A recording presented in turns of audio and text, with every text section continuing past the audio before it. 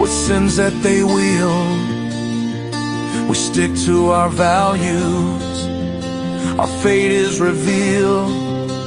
With the word as our guide, we tread on the earth, a community built from the love, not the curse. Raising our voices, singing loud through the night, for God and our freedom, we'll continue the fight. Let the rifles ring out, let the spirits align. In North Dakota's embrace, our souls intertwine. So when you hear the gunshots and feel that proud sound, know it's faith and freedom that echoes around. From the fields of the ranch to the depths of the lake, with God on our side, there's nothing at stake. Guns and the 71 forever will stand in the heart of our faith in this great free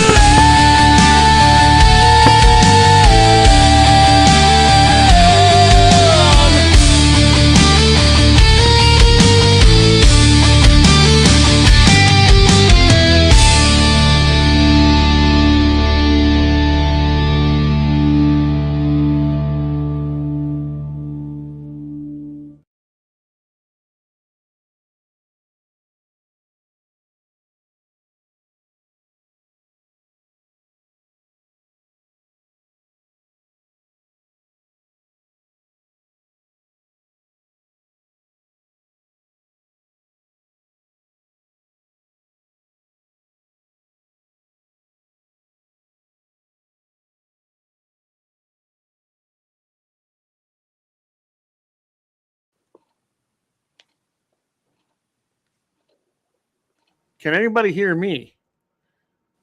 There we go, Cliff. There we go. All right. I don't know what was going on there. All right. We're back. Dusty, would you do me the honor and read the Second Amendment? I don't know what was going on here today. Absolutely. My mic was just muted, I think. Ah. A well-regulated militia being necessary to the security of a free state, the right of the people to keep and bear arms shall not be infringed. Oh, boy. Amen to that. Amen to that. Hey, everybody's starting to roll in here. David. Hey, David, I'm so glad, so thankful. God sure is great. His dad went into a surgery today. He come out and all is well. So we want to definitely thank and praise the good Lord for that. And with that, I know that some people actually, I'm getting a lot of great response. Only a couple who didn't really care for this, but I really don't care. So I want to start the show out with a prayer. Lord, thank you again for the precious day that you've given to each one of us. Please shield us with your armor. Of course, this comes from Ephesians, and I think that's something we all need to see today. There's a lot of forces of evil that play on us today, but we are stronger than that as believers. We know we can trust you. We know that our faith is strong, and we know we have your promise of the word. You sent your son to die for us and give us that salvation that we all look for in the final days. Please watch over us, give us strength, and make us love our neighbor as we love ourselves. And please be with our leaders so that they will come from a godly way and make things whole again in your name. In your name we pray, amen. Amen. All right. So, and I just thought that might have been fitting as well. We're seeing, I know the president was overseas, and I'm not a fan of the World Economic Forum. I don't think they're very nice people. I think they're actually kind of evil. So, and before we get going, I don't know about you, but I get so many things, so many people come to me and say, hey, Trump, I don't know how you can support him, especially with your beliefs. I go, I said, it's not the first time that a flawed man has been chosen, is it?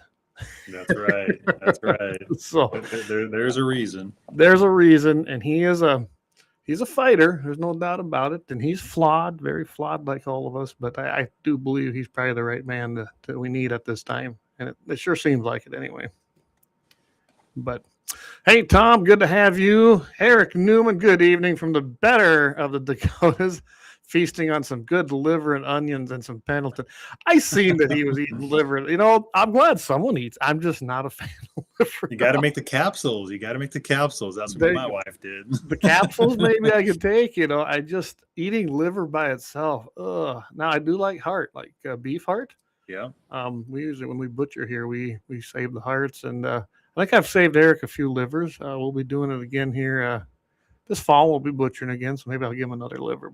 But Eric, chime in. Are you eating deer liver or elk, or what is it this time? We save every deer liver. Yeah, maybe. Do you dry it down and put it in capsules yourself? Yeah, we do actually. We have a freeze dryer, so we dry it down and make capsules, and then we also make chunks for the dog. So every deer liver, every beef liver we can get our hands on, we keep it all. So I will tell you that when we do take liver, usually that's a really good dog treat. Oh yeah, super. they love that. But you know, so I don't have a freeze dryer. I've looked at them. They're spendy, but I've had a lot of things come out of them, and they sure seem like they're good. Eric says deer. I knew it. Leon says big fan of liver and onions and Pendleton dark. Yeah. I kind of love it, Leon. So if anybody didn't catch it, Christ OS, his new segment, it went live, and I'm telling you, you want to go get that one. I love how Leon takes. You know, he's an IT guy, so he used it as an operating system. Christ, operating system, how you reset and you download, and I think he just. Talk about take that and put it into a normal, everyday layman's kind of term. I just think it's pretty cool myself. I don't know if you've caught any of them, Dusty, but I do encourage you to go check them out. You got it. Eric says, I guess I'm a dog. Nah. Hey, Justin, good evening. All right, so I want to have you on again. A lot of things have happened. I was kind of wondering what we might see. You know, I do know that there was lots of talk before they kind of narrowed it down for, the special session that the governor called in. Luckily, I think it looks like to me that it is just dealing with the task at hand that they have, which would be the wasteful money, but nonetheless, it's like $190-some million, and it's going to be close to, what they say, something like $500 million in 5 years for the Rural Health Initiative. And then I see what some of the bills that they were talking about pre-legislative, some of these guys were trying to bring everything and anything into it. And I really halfway expected to see something to kill baiting, kind of sneak it in there. But it didn't. There's not one single bill in there for that. So that's good. That's great. There's no reason for it. There would be no reason for it. And I don't know. I can't see where it hurt anything this year. Can you, after the passage? Absolutely not. No, it's not going to, Clay. We both know that. Most of the people in North Dakota knows that. We do, and ironically, I had a discussion here 2 days ago with a guy because he's seen our episodes and, of course, doesn't like what we have to say. Hey, we can agree to disagree sometimes. Well, I just told him, okay. I said, I'll give you a chance. I said, tell me why I should believe it. I said, I don't have to believe things. So tell me why, because I said there's no science to back it, no matter what they say. It's just a great big circle of this one said that this one's right, that this one's right, and they keep using each other's stuff and regurgitating it. So I go, tell me. I said, they haven't produced a prion. I said, my buddy Dusty, he's proven that time and time again. The fact he's like the expert on it. And this guy couldn't come up with it. He says, well, you'd think that people that went their whole lives and got a college degree that would lie to us? Yeah, I do. 100%. I said, 2020 proved that to me. Exactly. And you're like, oh, that's because you've never been to college. I said, you're right. I went, and I said, you know what? This isn't for me. But I said, it doesn't mean I'm stupid. And I go, just because someone's got a degree, a fancy, hopefully they got a good framer, and they put that up there, doesn't mean much to me anymore. It just don't. Am I wrong? No, same here. If you got a degree, using it, that is fantastic. We're not putting that down by any means, but at the same time, that doesn't make them any smarter than it does us when it comes to just having boots on the ground. Oh, absolutely. And you and me, and I don't know how many other people are out here in the ranch ag world. Pretty sure we got a good grip on what we're seeing. We're out there every day. I mean, that's why I look at it. Absolutely. I mean, we're really the wintertime. The landowners are the ones that are feeding the deer to keep them alive in the wintertime. Oh, absolutely. So, as you know, we've got this little cold snap coming through, but it kind of started here the last 2 days. I don't know about up your way, but the wind's been just horrendous up here. Howling, yep. So all my deer, according to Game and Fish, that mule deer, by the way, that are gathered up behind, those tree rows we put in 20 years ago, for protection and for animals and wildlife and livestock, they're all gathered together. So by what they're saying, they're gathered in a group, eating the hay and eating things there, and they should be spreading it, right? I'm in a CWD unit. Well, that's what they continually say. Yeah. but that's natural congregation. That's fine. Oh man, well, and then there's cut corn behind there, and they've been wandering out in there, and finally they're kind of eating on the piles a little bit, which they hadn't, but that were spilled over from when it was harvested. But sure. I mean, that is the definition that they told us was illegal and couldn't do, but yet naturally it occurs. I mean, yeah, don't make sense, does it? No, none of it makes sense when it comes to CWD, other than the shirt right here. Then I love that shirt. Chronically wasting dollars. There you go. That's what they mean. Follow the dollars, right? Yeah, see, we got a bunch of people coming in here. So Matt says the Game and Fish would lose all credibility. They might actually be smart enough to not bring it up. Don't give them too much credit, though. Anytime, sorry. I did go through the bills. It looks like they're pretty. They narrowed them down. I forget how many. So that's good. It's a special session, and it shouldn't be this. They got 3 days. They got a lot of things to go. I see they're going to try to force through free. Oh, I hate that term, free school lunch. There's no such thing. Taxpayer funded school lunches for all. Let's call it what it is. Yep. And that's going to come from you and me, and it's unnecessary. It truly is. I'm not for it. We'll see what happens. I don't know what kind of support, but you remember this is a thing pushed by Democrats. That's where this originated, and I sure hope that some of them squishy Republicans don't feel they have to do it because they might not look right. This has nothing to do with what they're supposed. The topic at hand is supposed to be rural health care. And so I'm glad to see there was no baiting bills. There was no hunting bills, because there was a few people who wanted to bring in. I know there were a couple of people thought about trying to bring the thermal issue in. I go, guys, I said, I don't support anything for that because it's a special session. They shouldn't even be in session. Yeah, exactly. That's a good point, Clay. But kudos to you for going through all the bills. We really need more people that do that too. Just to keep up on everything, so nothing gets slipped by the people. And I saw them. I didn't get a chance to read them all. I was kind of busy today. I had to go.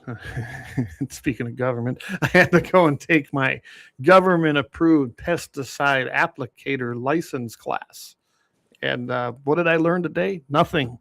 It was be 3.5, 4 hours we sat there listening to mind-numbing slides. Oh man! And guys telling us what to do, which ironically, this does kind of play into what you and I talk about with habitat and deer. And I mean, they're talking about all this chemical, right? And how all of a sudden things, kochia weeds, are getting resistance. And yep. They did have in one slide, although they kind of went over it, that tilling it works. That does help. And then I'm sitting there like, yeah, right, tilling. Yeah, once in a while you should till it. And everything led to a stronger, heavier chemical that's now becoming resilient, or the weed is becoming resilient, or the bacteria or the fungi or whatever it might be, pick your crop. And I noticed the one thing that it didn't happen on rotational crops with, soil turning, either light tillage or full tillage. And the fact that they didn't go continuously and gave that land a break. And they actually kind of admitted it. I was actually shocked. I mean, maybe they're turning the corner. You and I know this, right? Right. But you have to do that. And you can't keep putting things on. But anyway, it kind of, it ties into why are we seeing issues with wildlife? I do believe it does also have to do with some of the farming practices we're doing today. Absolutely. Well, we actually came from Nebraska, Clay, down there, 20 years ago. Mm-hmm. There was quite a bit of CRP and grass and trees, but just in a couple of years time frame, when that corn hit that $7, they took everything out farm from literally the road to the road, and our pheasant population in Nebraska, it disappeared. And it's not just from no habitat. No. chemicals had to play a role in no pheasants, because I mean, no rabbits, no pheasants, no birds, no mice, No literally worms. a ghost town. No worms, exactly, just bugs. Yep. Well, that's so. I got now. I don't remember the name of the company there, but so I'm gonna get some seed. My order placed. I'm gonna probably be doing close to. I know I'm doing 15 acres on Stein, and then another little 5-acre plot, and probably about another 10 or 15 on a different area. So I'm primarily looking at 3 different areas this year. Switchgrass is something I want to put in. Of course, you and I had talked about that. Yep. I'm going to try some radishes and some turnips. And then, of course, I'm going to just have a crop or a small windrow of just literally a crop that's going to sit there and stand. And, of course, sandfoin. That's the things I'm going to try, and along with trees. So we'll see how this goes, because if it works, which I know it will, I think next year, not this year, but 2027, my goodness, after a full another summer and they find that stuff and we have some moisture, that should just be like a wildlife heaven for them areas, I would think. It's gonna be. You're building a heck of a paradise down there. All you're gonna eat, Clay, is a little bit of rain. Man, I wish I'd have done it this year. I just wasn't ready. Yeah, hindsight. 20 plus inches in this area last year. I mean, that's unheard of here. It really is. Yeah, and so that's Dan, all right, though. 8 to 10 will still be plenty, Clay. Yeah, if we can. You got to remember, our average is what, 5 to 6, maybe on a good year. So, and things grow. But I think the crops I've selected are, from what I understand, that switchgrass. The guy I was talking to said it should do okay. It's pretty drought hardy. Just needs a couple right out of the gate, and then it's pretty drought hardy. Mine had a lot of dry weather, and it did just fine second year. Yeah, well, you sent me some pictures. I thought that looked awesome. It turned for second year. It's amazing. So I'm excited because I'm like, get that planted, and then and then the way I'm putting it in there, I'll still be able to hunt it or do whatever I want with it. But my plan is to leave it. Yep. And I know some people think I'm crazy around here, but I don't depend on the farming part of the income at all. So I really don't care. Let's get to some of these. Like Dan says, hemp can help with neutralizing soil. Yeah, I've heard that too.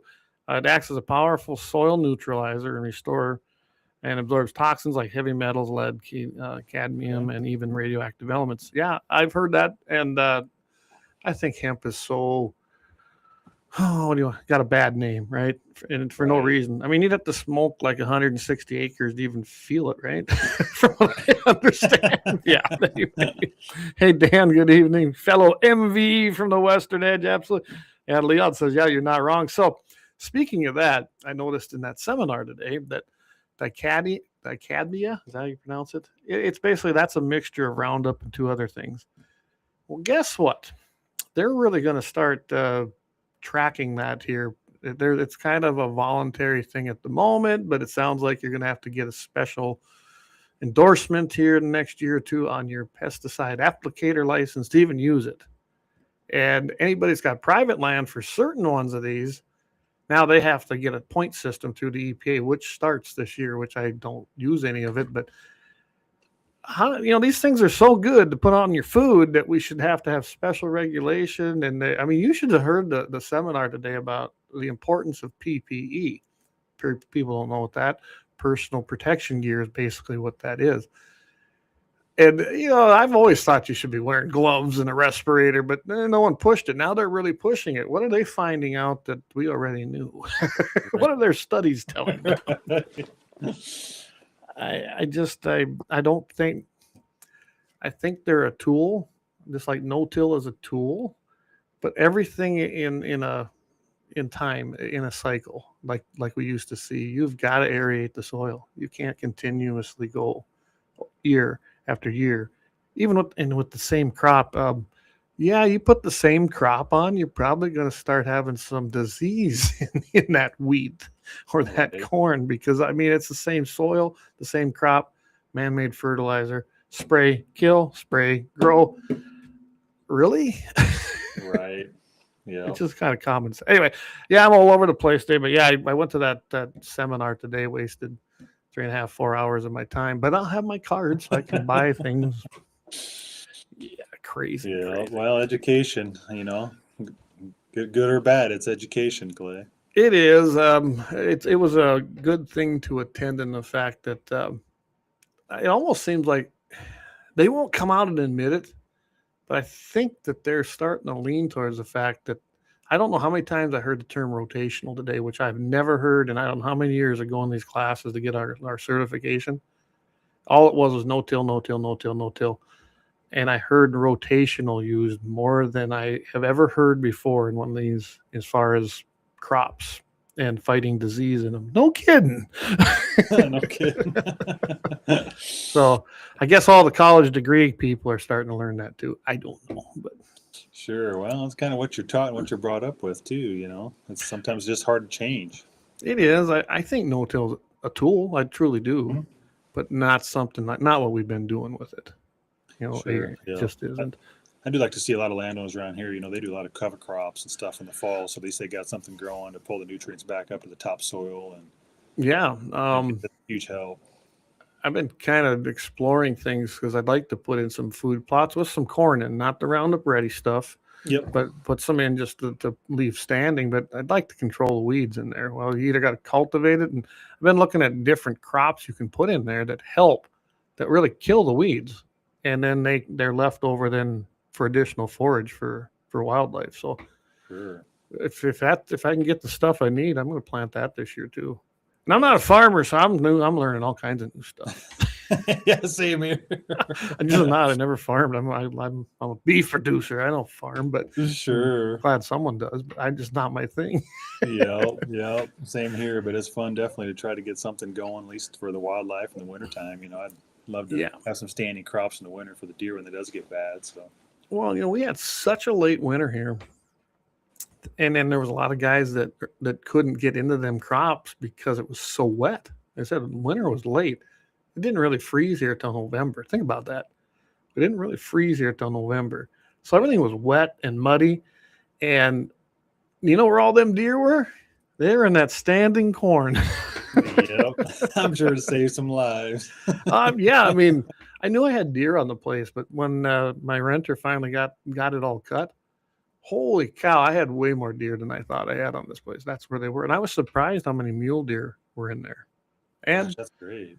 I even had a few whitetails. You and I, when we were on KFYR, remember, I thought I do have a group of whitetails that I knew I had some, but not as many as I got here. So it's good to see, but it's going to take some time to get them whitetails back on their feet.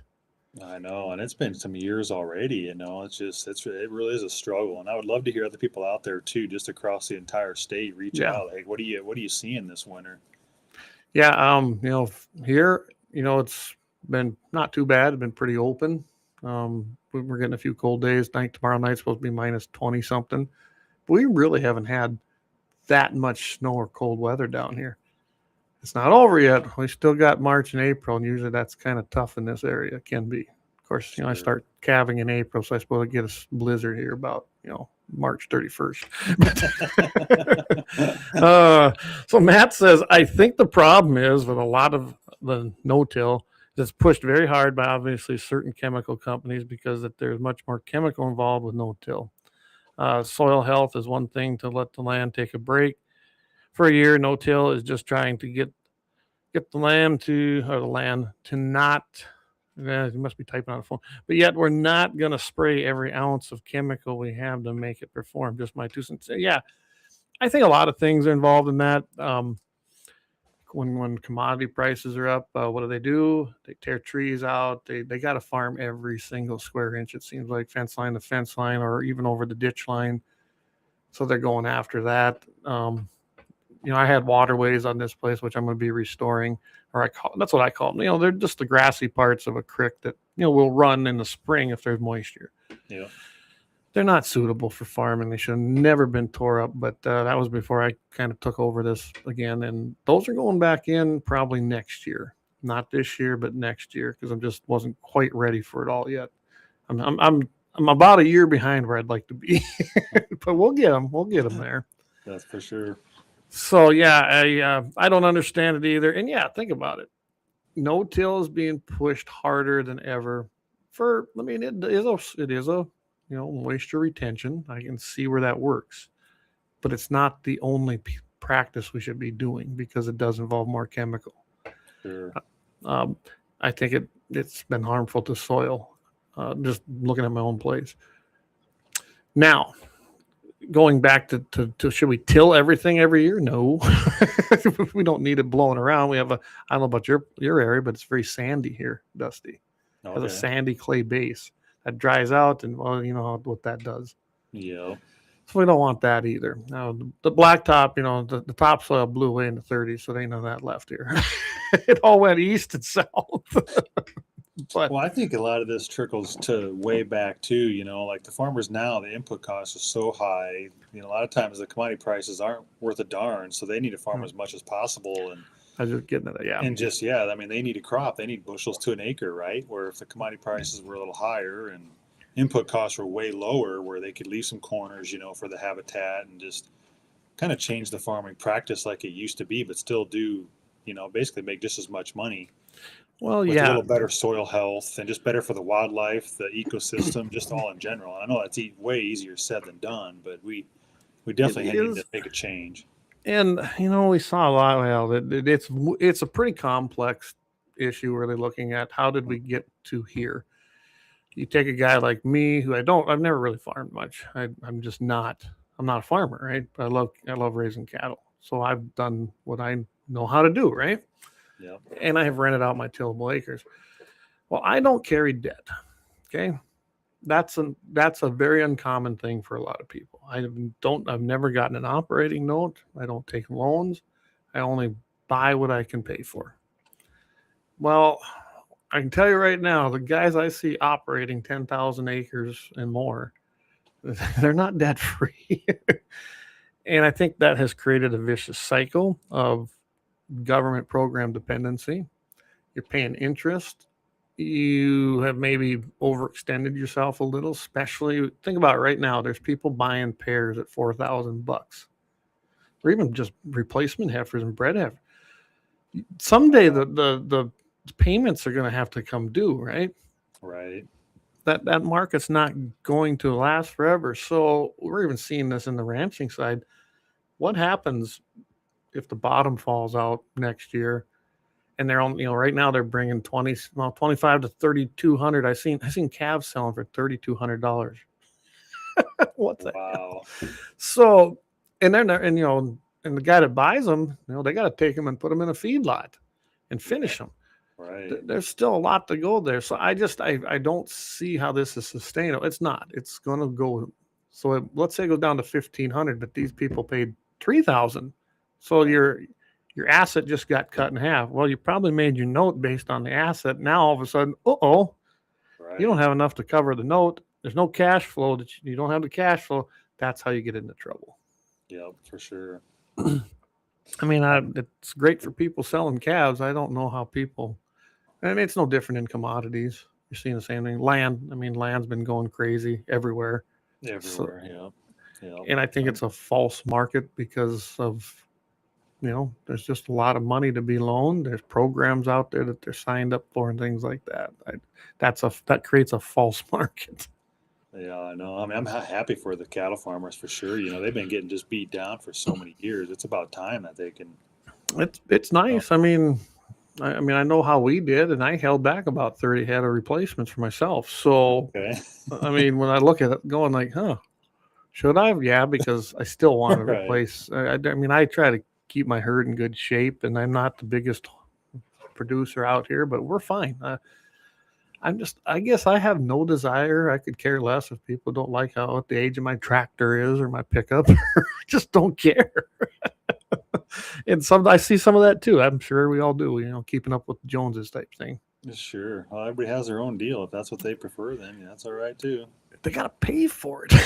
Yeah. That's what I'm not spending $80,000 on a pickup. Just not doing it. I mean, what I have, you know, was expensive enough, and it's probably going to run till it dies because I don't like the new stuff anyway, all the electronics. Tractors are no better. You know, the last brand new tractor that came on this place was bought in 2001.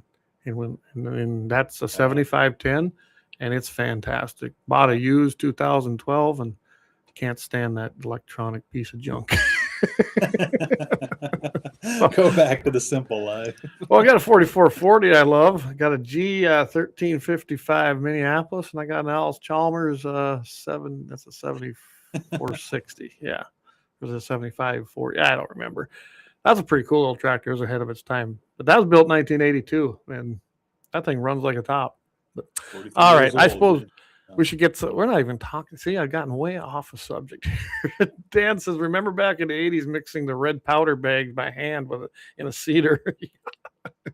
Matt says, I think the problem is with a lot of the notes. Note outs pushed hard. Okay, we got that one, Matt. Yeah, that was a good question, Matt. Yeah. Good statement. Big corporate farmers are pretty much chemically and governmentally run. The small farmers are more of a rational and they care about stuff. I wouldn't disagree with that at all, Eric. I think that's very true. I think you're smaller guys like me. I really care about the land because it needs to be productive, right? I mean, who wants to hurt their own land?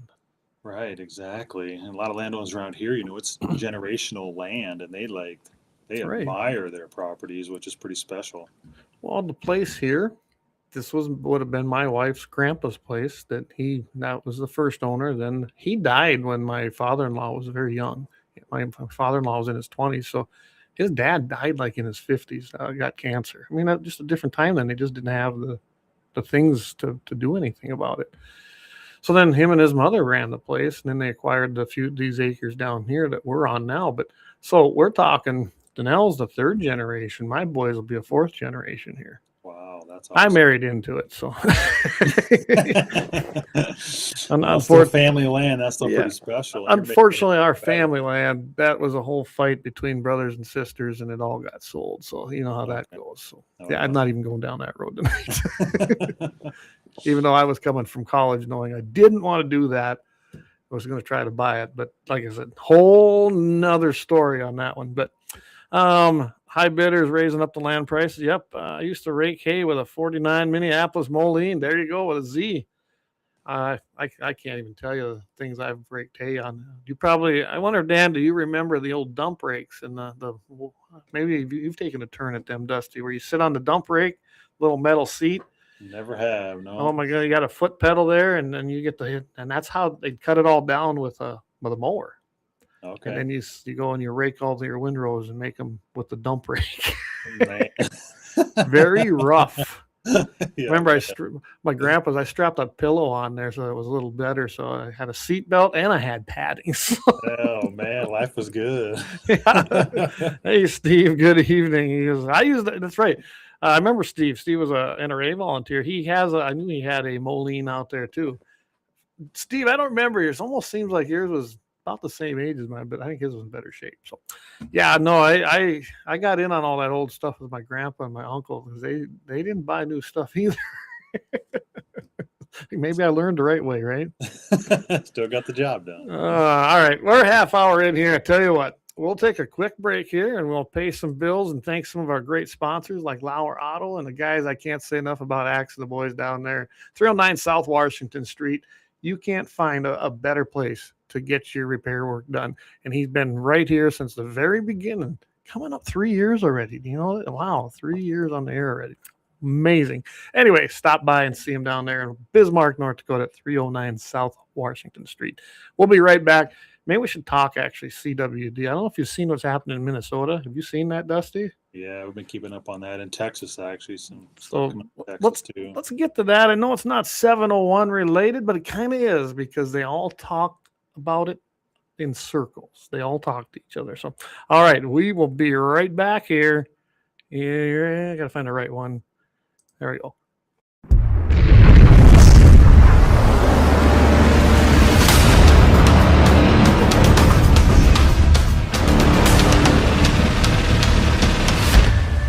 Lauer Auto Repair, located at 309 South Washington Street in Bismarck, North Dakota. Give them a call at 701-258-6308. The team of mechanics at Lauer Auto can take care of any problem your vehicle is having. And when you do business with Lauer, you can be assured you're doing business with a pro Second Amendment America First repair shop. There are plenty of other auto repair shops in the Bismarck-Mandan area. But why take a chance at patronizing a shop that might not have your beliefs at heart? Make no mistake. Lauer Auto is your pro Second Amendment repair shop. When you talk to the guys at Lauer Auto, don't forget to tell them that you heard they are a sponsor of Guns and the 701 and that you appreciate their support of our pro Second Amendment, pro North Dakota live stream and podcast. That's Lauer Auto Repair, 701-258-6308. 701-258-6308. Located 309 South Washington Street in Bismarck, North Dakota. When you want it done right, Go where lemons go. Kalon's Auto Service, owned and operated by Kalon and Misty Foss, lifelong locals with over 25 years experience. From modern rides to classic restorations, they can handle it all. Top quality work, fair price, and honest hometown values. Located just one block south of Highway 12 on 6th Avenue West in Lemmon. Kalon's Auto Service, serving you with all your auto repair needs.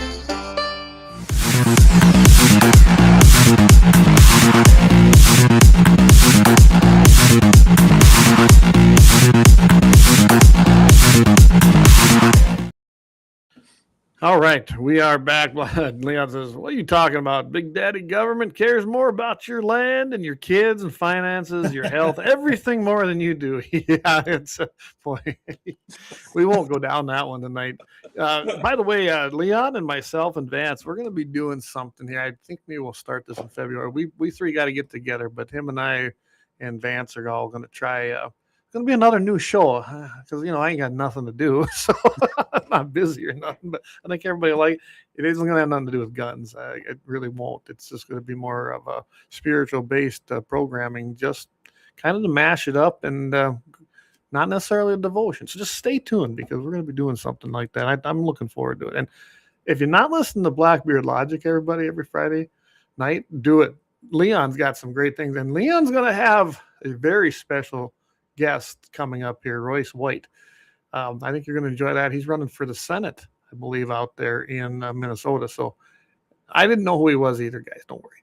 But he used to be an NBA player, and the guy is solid. He has found Christ, and you can, they're bringing up all his past. That's his past, everybody. We've all been there, okay? Now it's boom, we're here. And I think he's very conservative, and this guy, he's speaking at the North Dakota GOP State Convention in March. So tune into that. I think you guys are going to really enjoy that interview. All right. What do we got we're just kind of stirring up guys here, Dusty. We haven't even said that's all right. Whatever they want to talk about. Leon says, must be a bunch of homeschool right-wingers in here,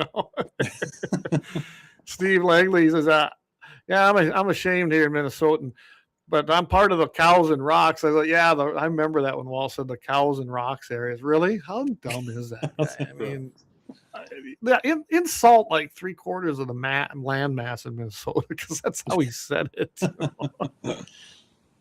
Crazy Twin Cities is a problem. Wish I was back in the 701 at times. At least I am back by family. Yeah, then there is that. That's a hard thing to do, right? There are good conservative spots out there in Minnesota, but not Minneapolis. There's probably conservatives living there. Minneapolis and St. Paul are they're done. They're just not going to be good. Steve says all of our tax dollars are getting stolen by illegals. Yep.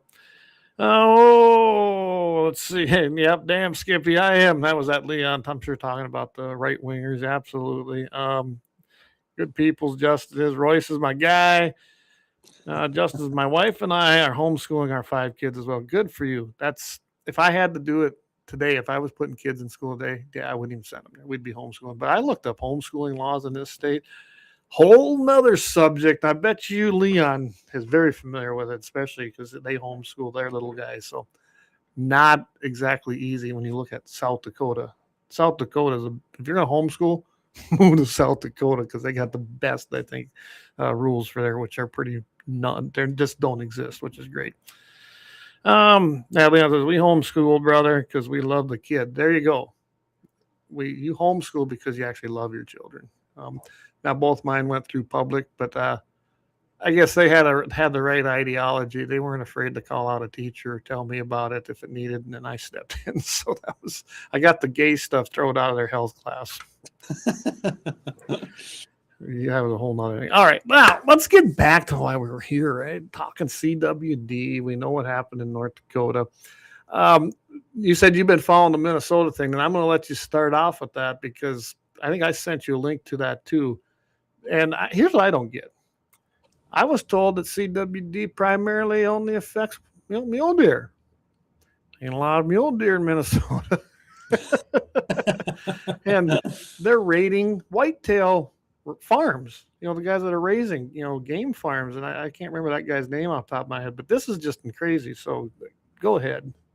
Yeah, so Steve Porter's the big one in Minnesota pushing it over there. And the crazy thing of it is his ranch doesn't even have a CWD detection, but in Minnesota, the legislation in the cities is just out of control and basically putting them out of business. Like if you have one violation on your ranch, they can take your permit away.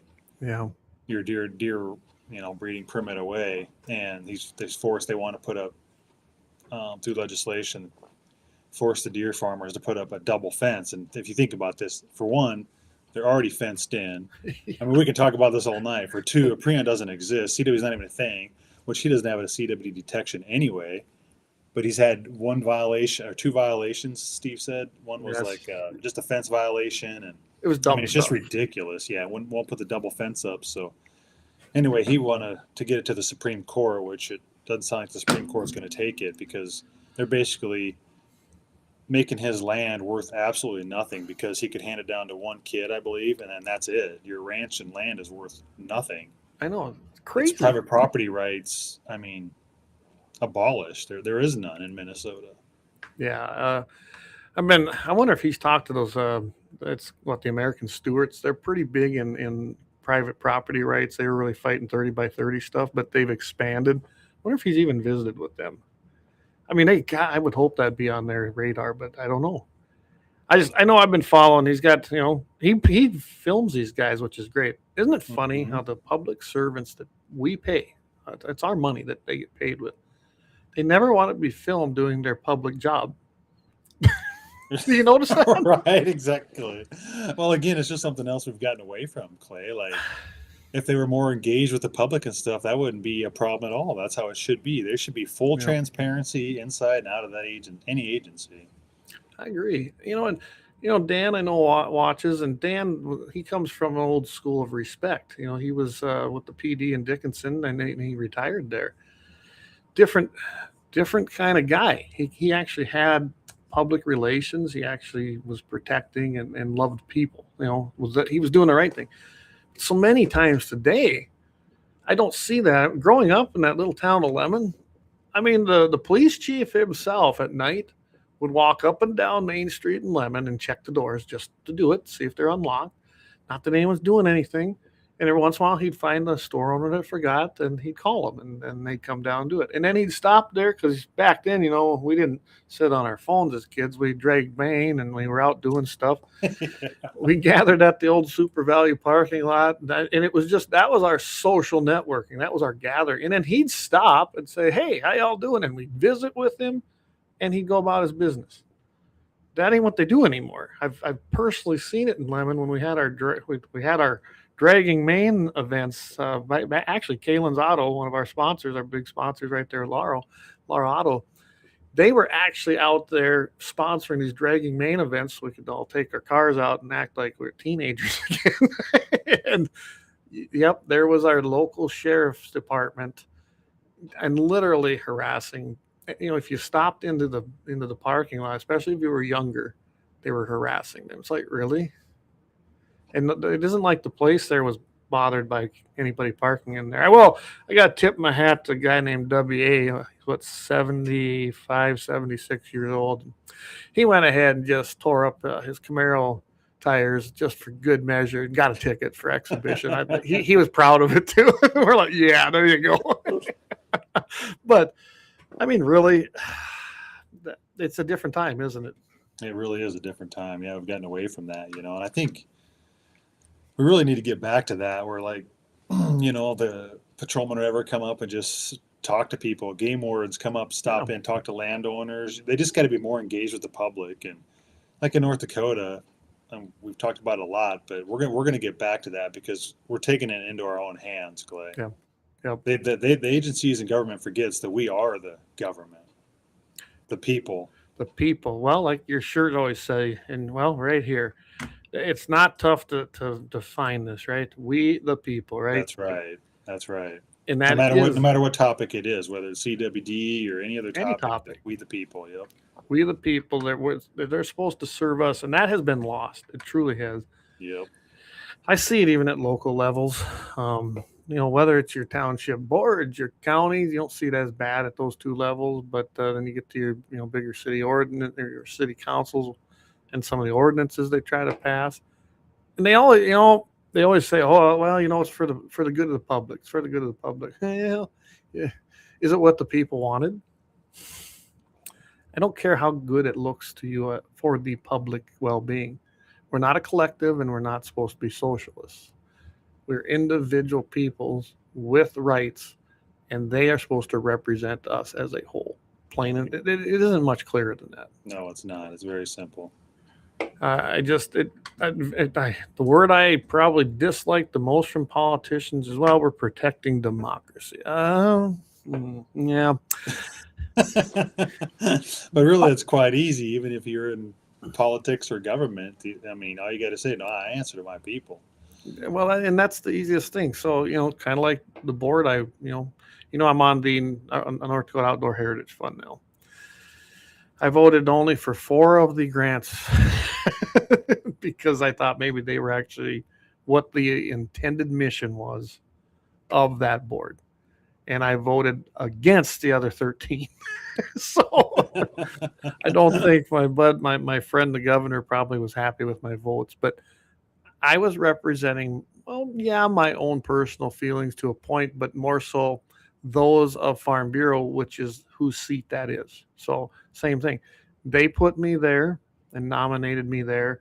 So I'm representing, as a Farm Bureau member, I'm representing our policies we just had our state convention in November, and our mission statements when I'm sitting on that board. And that's how I voted.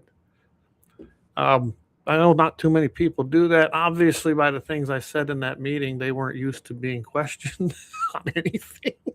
But Which is actually terrible, Clay. I mean, there should be lots of questions when they're just spending money left and right. There really wasn't. What did we spend? $9 million or something? Yeah. And hardly any if there was any discussion, it was kind of like the CWD thing. They pat each other on the back and, hey, George, what about you're right, this here, and yep, that's needed because of this, because didn't you say over here, Steve, we needed this? I'm sitting there listening to this crap going, all are talking in a big circle. And I think I told you that. I know I mentioned it to a mutual friend we have. I said, I go, so it looks like to me, I said, that all you guys up here talking about all these programs and grants needing all these hundreds of thousands to millions of dollars, it's all for the landowner participation. And it's to entice them and to get the landowner to participate. I said, how many years you been doing this? And the landowners aren't ready to participate. I said, do you ever ask why? Because it's the truth. Simple enough, right? Right. And I said, I think I'm one of the few landowners on here that actually own, a working operator. There was a couple others, but I go, there is nothing here. And I said, I'm telling you this as a landowner. Nothing here in any one of these grants, the programs you're trying to create, because I said programs are just that. They're programs. They don't have a lot of merit and are always self-serving of those creating them generally. I go, there's not a one of them I would sign up for because I have to relinquish to some point private property rights. I said, and that's what you guys are missing. I said, most of you guys sit here putting grants in from Game and Fish or from a conservation group, or I said, name your group. And none of you have owned large parcels of an operating ranch, farm, You might have a 5-acre plot outside of town where your government job is located, but none of you get the fact that we're not going to give up a private property, right? And if it's such a good idea, why wouldn't we just do it ourselves? Exactly. Well, there's a big problem, number one, Clay. I mean, you should have just heard the kind of the silence when I said that. So I was the newcomer. Nobody knew who I was, I guess, on there, but I'm pretty sure they won't forget my name in the next meeting coming up in May. Yeah, we're sure glad you're on there, Clay, though. Well, it's going to be interesting. I got 3 years, so I bet I'm a one-termer. And I will say, at least I was able to get, around 3 or 4 other people to go with me at times. One of them we killed, which I think I told you about, was a season round fish cleaning station on the reservation, which I said, I asked the question, why are we even doing this for a sovereign nation? And that brought silence because I think people couldn't believe I said the silent thing out loud. And I go, then I asked the question, does North Dakota Game and Fish have one of these? Not a one. People say, well, there's one here and there's one there. But the North Dakota Game and Fish, ironically, doesn't even have year-round seasonal heated fish cleaning stations. But yet here they wanted to put one up in the middle of the reservation. I was like, that don't even make sense to me. Right. No, it doesn't. So it did go down in flames. I imagine it will reappear possibly in May. We shall see. But I'll be there in person this time, so maybe I'll get a little more notice of the grants and can actually comb through a little more. Sure. Yeah. Okay, Alan 3050. He says, "We the people keeping the herd healthy." Is that one of your boys? One of your guys? What was the name? Alan 3050. Alan 3050. I'm not sure. It's over on YouTube. He says, "To hear with one's ear equals herd, a group of deer, herd." He's got it spelled out. I love it. Go, Alan. Matt, Clay, you're not a one-termer. You're an awakener, and you were sent there for a reason. I do believe there was probably a reason I was put on there. I know they wouldn't take the other 2 guys because I think they both had served before, hadn't they, Dusty? I'm not sure if they had on that board or not. I know Daryl had, but I don't know. Okay. I don't think Dwight had, but yeah, I can't remember. He'd be good on there too. He knows a lot of background and history and of the entire the creation of it. Exactly. He knows it from the beginning. He's been super behind the scenes. Him and I, we talk a lot about it. He's a wealth of knowledge. So I mean, he might as well be in the seat. Well, again, it takes all of us. You got the seat, but then we got a lot of people behind you supporting you too, Clay. And that's a good.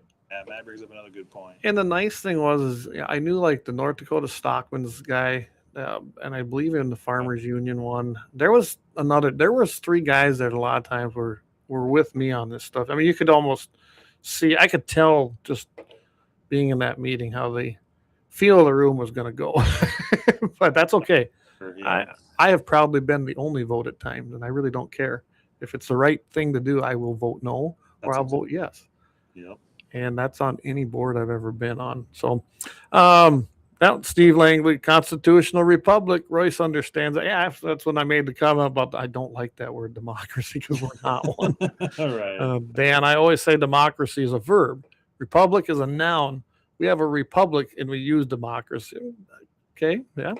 It's a constitutional representative republic. We have a republic. What was they saying? What kind of government have you given us? A republic if you can keep it. Well, it's getting tougher, isn't it? Yeah, more people are waking up, though. I don't know. Have I ever given you one of them? Oh, I'll have to. You know what that is?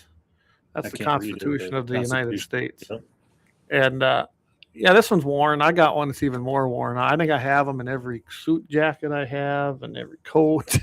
So that's all you need, right? I've even handed it to legislators and teachers, a government teacher in particular, because she couldn't answer my questions on the Constitution, but yet was teaching that class. Yes, I handed her one. And I'll get to her credit. The next time I seen her, she evidently read it, or she read it somewhere, because she actually had the knowledge finally when I quizzed her again. But, great. I don't know. If you're teaching the Constitution and government, I think you probably should know how many amendments are in the Constitution and what they call the Bill of Rights, right? I mean, pretty simple stuff, but yeah. You're teaching our kids. You better know. She couldn't even tell me what the 19th Amendment was. I said, well, you probably should know that one. I mean, I mean, if you don't, I guess to me, if you don't know what it is, you probably shouldn't get to exercise that right. No voting for you. Leon says, it's a Democrat talking point to make us believe that we are a direct democracy. You're right. And that's the deal. It's a term.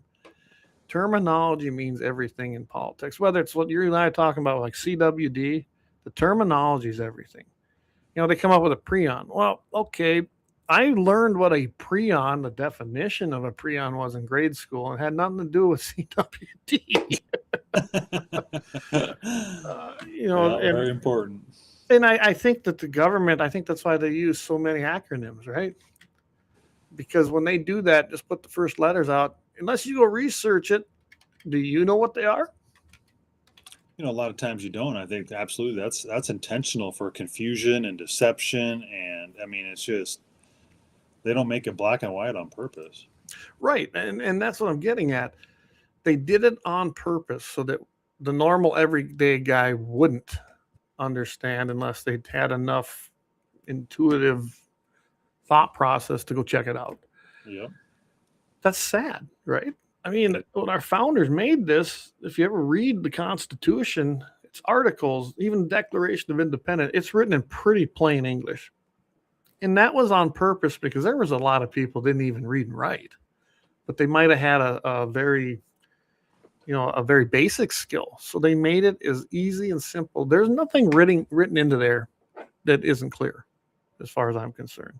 Yep, that's right. I mean, just to go for another example of deception and using it wording against us is the North Dakota was the baiting bill that we've talked about before. Like, you can't place the bait for the purpose of hunting. Well, we never even had a baiting bill because our game fish can't control the feeding of wildlife.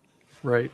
So it should really have been a hunting restriction. Like, that's totally deception of the people. And it took us years to look into it, and I read that one day, and it just clicked with me like, wait a minute.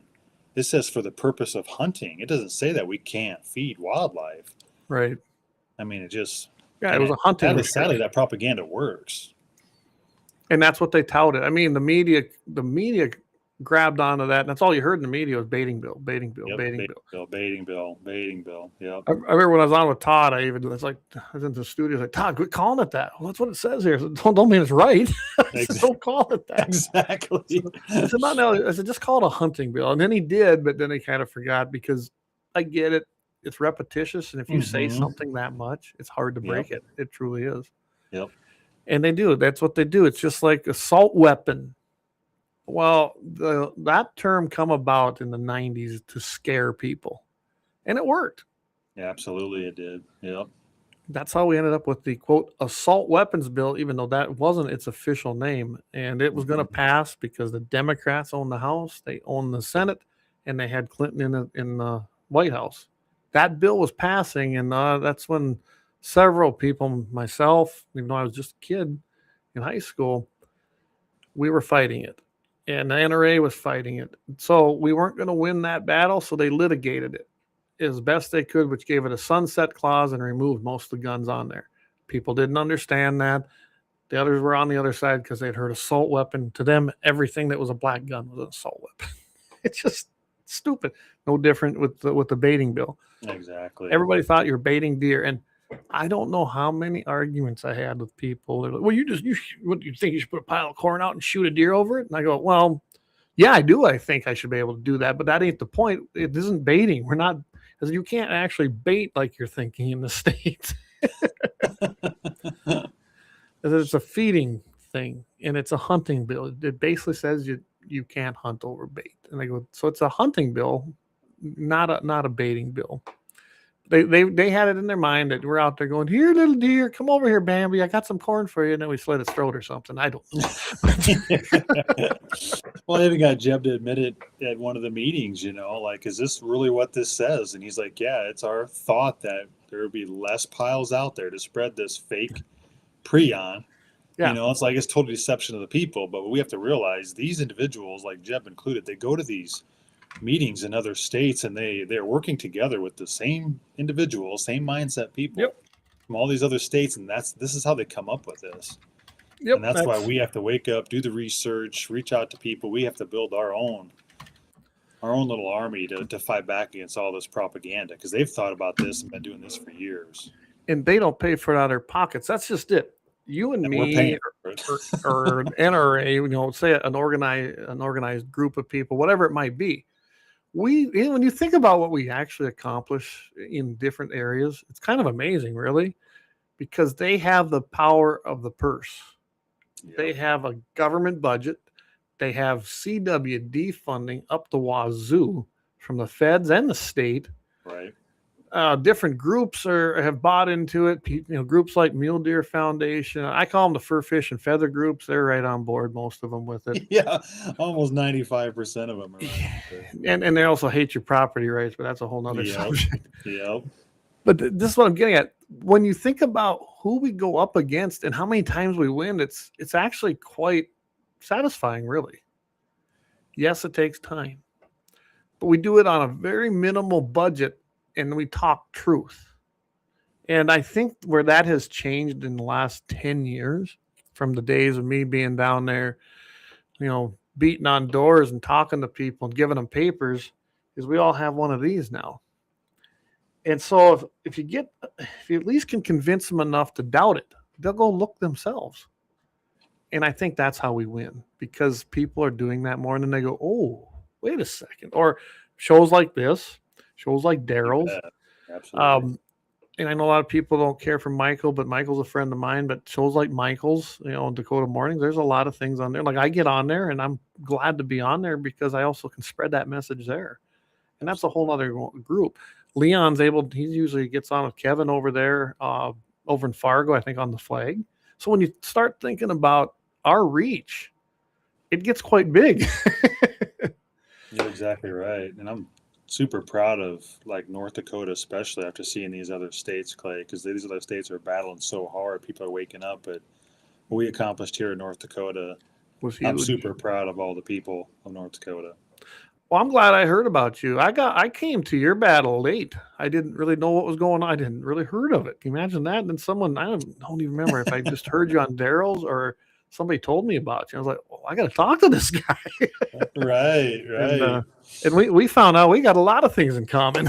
A lot of things in common, like-minded, absolutely. Sharing pictures and becoming good friends. And that's the cool part about this CWD journey. Now, I'm just using CWD because that's what we're passionate about, but you can do this on a lot of topics that's going on in the world. But this is just taking us places, Clay, that we could never even dream or imagine. Now, me and my wife have met so many unreal people, and some of them, like you, are some of our closest friends now through this journey. And like this shirt I'm wearing, through the page, a guy reached out, I believe he's from Kansas, and he bought me and my wife one of these shirts that they're selling, and they have other states too. I mean, it's truly amazing, Clay. Really I'm going to have to make that one myself. I really like that. Chronically wasting dollars.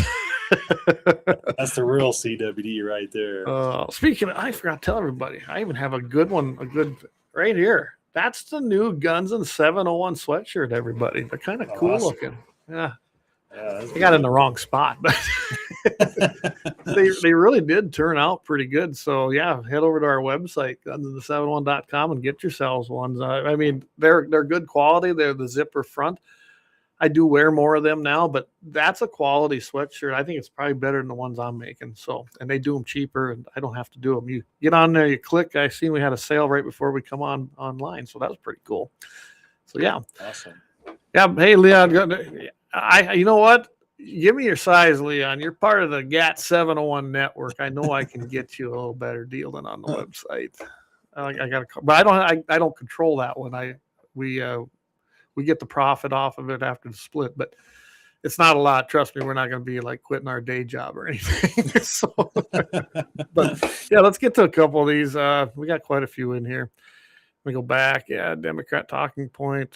Steve says, in retirement, I've finally been able to read the entire Constitution. A lot of stuff in there most do not learn or know. I'm still learning. Good. That's good to hear, Steve. And you're never too old to learn, are you? Ever. I'm 51 years old, Dusty, and I learn new things every day. I always thought at 40 I was done learning, but boy, was I wrong. Well, I think, if you stop growing, you kind of start dying. So you might as well keep learning and keep growing.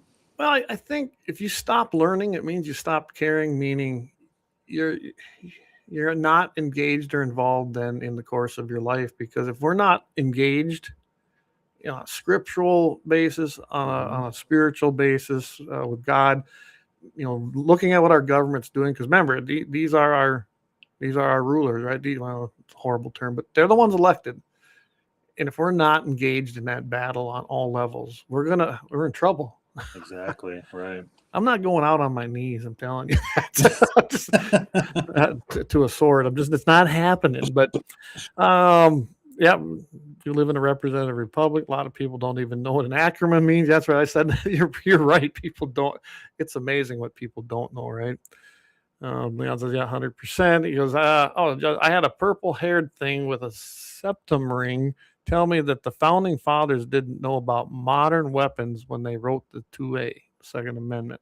I said, they didn't know about modern women either in the 19th. I like that one. Nice job, Justin. Good. Leon says, I baited my wife with chocolates and cheesecake. That's how he did it. I knew it. He married up, so I think we all did.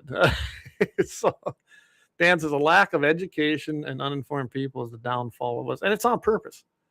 I see what they're teaching in government schools, also known as public education in college and universities. I was just in a chat that went on one of our text chats, and this guy's daughter, who he's paying tuition to, send her to St. Cloud to go to college. And they had this chart they had to look at as oppressors and oppressed. They had white male, religion, oppress everybody else. This is the crap they're teaching. What has that got to do with anything? Nothing. It's scary, really. And our younger generation, we definitely have some work to do. Oh, absolutely. Absolutely. Yes. Steve, he said, baiting the wife, Blackbeard, huh? Good one. Who's slogging and beer. There you go. Matt says, with the number of supposed detections being way down this year, do you guys both feel that we need to go back and get the sunset clause removed in the 27 season? I'm sure he means the legislative season on that bill. I'm going to let you go ahead. I know what I think, but I'll let you go ahead. And what's your thoughts on that? Well, personally, it just needs to be, yes, we need to, the sunset needs to be gone. But if I'm not mistaken, Clay, the sunset, I think the bill is actually just dead in 4 years with the sunset on. I don't think there's any taking it off. We either come with a new bill, but we need to keep in mind the governor is in charge of the game officials, the proclamation, and it's just a proclamation. We don't need to put this into law. Right. We already proved everything we need to prove. There's going to have no more. The number's not going to be any higher. The CWD just needs to be off the game officials website, and this needs to go away. And that's my personal opinion. We shouldn't have to, spend hours into legislation for something that doesn't even need to be there. We already proved what we needed to prove. We did, and actually you did. I said I came late to that game, and then of course I got involved. But yes, we did. We appreciate it too. But here's the way I look at it. I know how the proclamation thing works because that's how I got 50 cals put in. And if anyone don't know it, yes, you can hunt big game now. There actually isn't a limit on the size at the top end now. They just removed it. It was .499. Really? You couldn't use, which is the intent was 50 caliber. And I went back and forth and get this. I had at that time, was he a rep or a senator? I think he was. I can't remember if Jeff Magrum was the senator or the rep at the time. I think he was in the Senate, and he was going to carry the bill that we were going to lift that and get it above the 50 cal. Because why not? We've proven that you can take a 50 cal and you can hunt big game with it. There's videos all over now, but you couldn't really do it anywhere except on a private farm with private animals. So, and that was because of Eric's brother, Ryan. He wanted to shoot one with a 50. He's like, we can't even do it. So I said, I might be able to help you with that. So I was ready. We had the bill drafted. We got it going. Jeff was ready to introduce it. And I think he did get it submitted to Legislative Council. Jeb catches wind of it. Jeff calls me and says, hey, Jeb wants to kind of have a sit down, have some coffee and talk about this. He goes, what do you think? I go, well, I said, I guess it don't hurt, but he didn't want me there.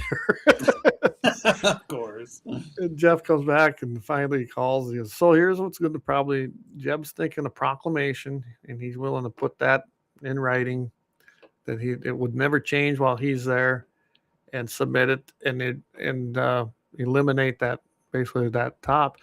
It's funny. He found out I was the guy pushing it, and he did not want to, for whatever reason, he did not want this coming into the legislature and being debated, and I don't know why.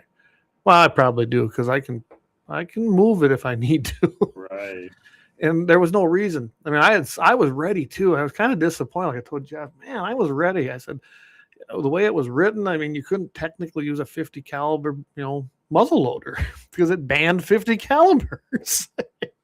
And that's what I was going to get the muzzle loader people all fired up, because I know a lot of people use like 54 calibers and bigger. It would have eliminated if I wanted to take a 50 AE, handgun. It wasn't illegal to use a handgun for certain things, but I wouldn't have been able to use that because it didn't meet the requirement on caliber. There was just a ton of other things other than just big game. So long story short, they made it into a proclamation. It's still in there today, and that was under Burgum, so it stands. Wow. So proclamations are a good way to at least get your foot in the door. A little different with that. If I ever hear of anybody trying to change it, then I'm going to want it codified in the Century Code. But with your deal, with the CWD thing, we need to watch it, I think. See when those bills, we need to put our feelers out in our own circles with the legislators that we know and see if anything's being talked about. Because when that sunsets, there's going to be a lot of info, and it's not favoring to keep CWD unit even. Right. So that's where, do we push it and get it codified in the law? Because I am positive that it would be signed under the current governor. Okay. And just take that for what it is. I'm pretty confident he'll sign that after discussions. We don't need it. It's not real, and it's not the cause. And now we're going to have the numbers to back that. Exactly. Yep. So it'd be easier, I think, to make it push through. I don't know. But I think, though, like you said, let's get it in a proclamation. Get the foot in the door and get it on the record. That's probably a very good way to start it. Maybe we don't have to push it, but you get a new. Someday Jeb's gonna retire, one way or another, and then who's gonna follow his place? That'll be the big thing. So, right, for sure. But again, we the people just need to keep doing what we're doing, and more people get involved, and we just need to keep our agencies in check too. Yep. They still work for us, and they need to listen to the people, and they haven't been. So, yes. We're not letting up. No intentions of letting up. We're actually just. Our army's getting bigger, Clay. Yeah. Well, and to let Matt know that just what Dusty said, we're not going anywhere. And if anyone knows me, I like a good fight in the legislature. It doesn't bother me in the least. It just takes a lot of time out of my day. Right. A lot of phone time. Yep. It does. The nice thing is now, my network got bigger by meeting you, because you know a lot of people on this subject. Most of my background, of course, is in Second Amendment issues, but I've gotten involved in some ag issues, especially with private property rights. I'm on this new board. That's opening my eyes to a lot of things I could think of changing in the legislative session. Sure. Probably an uphill battle, but I'd like to see a change in the structure of that entire way. That I don't think that board's going away. I know that a lot of us have opinions of that, but I mean, do you really see that board ever going away and that being gone? Because I don't. Not once it was established. Maybe not anytime soon, but I'm not saying never. I'll never say never, but for right now, we have to deal with it. So I think we need to make some changes in there. To me, there's not enough oversight. I mean, I watched some of these things go through. I was like, really? I think there needs to be some changes as to what can be funded. And I mean specifically, because it's pretty broad what can and can't be funded and who can apply. So Clay, can you explain to the people listening too, as far as the Outdoor Heritage Fund, just real quick, explain to them, because a lot of people probably don't even know what the Outdoor Heritage Fund is. Like I didn't. And how do the Game and Fish get their funding through that? So they can apply for grants. So the Outdoor Heritage Fund is the money that comes off of the oil revenue royalties. I forget what the percentage of that is, but it comes out to about $1 to $1.5 million a month drops into that fund. For anybody that's wondering, yes, 12 to 13 or plus million. It can be sometimes up as high as 15 or 16. So that gives you an idea. That's where it's coming from, and that's where it's dropping into. And that's the monies that are collected from royalties and that whatever that percentage was. With that, then there's a board. The board consists of several different members, myself included, representing Farm Bureau, Farmers Union, North Dakota Stockmen's. I'm trying to think of, I think Rocky Mountain, just pretty much any of these fur, fish, and feather groups have a seat there. And then there's several other, how they put them, at-large type board members. Anyway, it's a large board. And then you submit grants. Well, the people that qualify looked like to me just about any governmental agency. There are a lot of foundations, like the Petroleum Foundation, which I liked. What I voted for that one because they don't take any government assistance for anything. They're completely independent. They come out. There's not a lot of there's no. The only thing they ask is if you put in trees, they'll put them on your land. They want you to upkeep them. They don't care how you plant them. They'll plant kind of what you want, how you want them. And then you take care of them. And that's actually, to me, probably the truest form of the mission of the Outdoor Heritage Fund, which is conservation and wildlife. Because putting that on government or on private land and have it there and have the landowner take care of it, because the landowner's going to take ownership in that, really. I mean, think about it.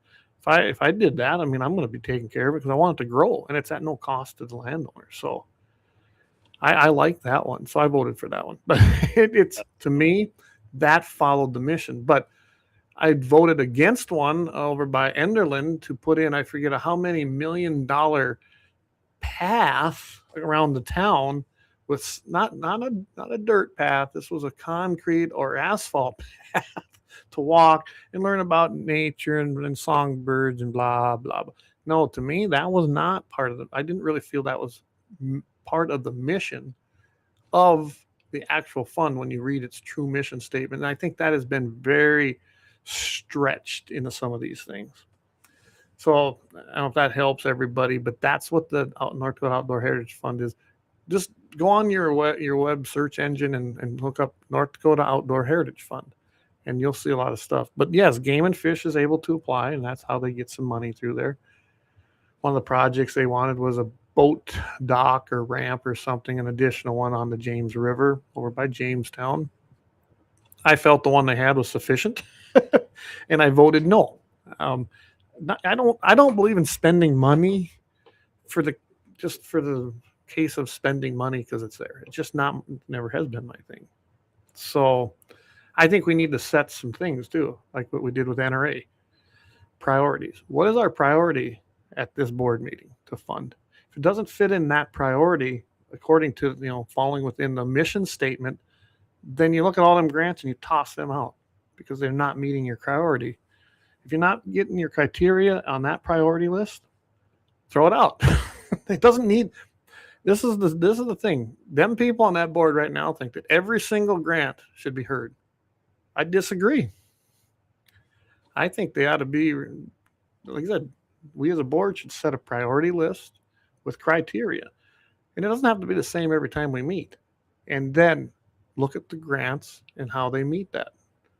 That would make the money go to where it's intended according to the mission of the creation of that fund.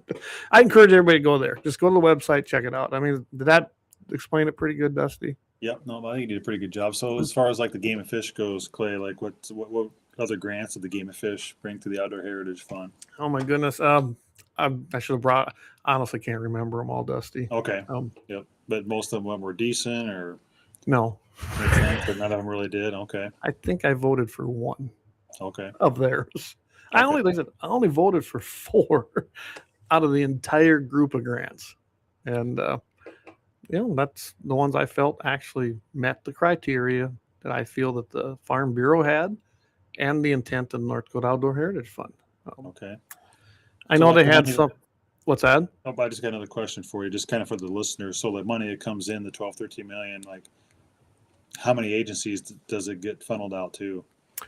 So I know, like, Game and Fish had one in there. I believe Bureau Rec had one. I think it was them. Of course, the Tribe, they had one in there.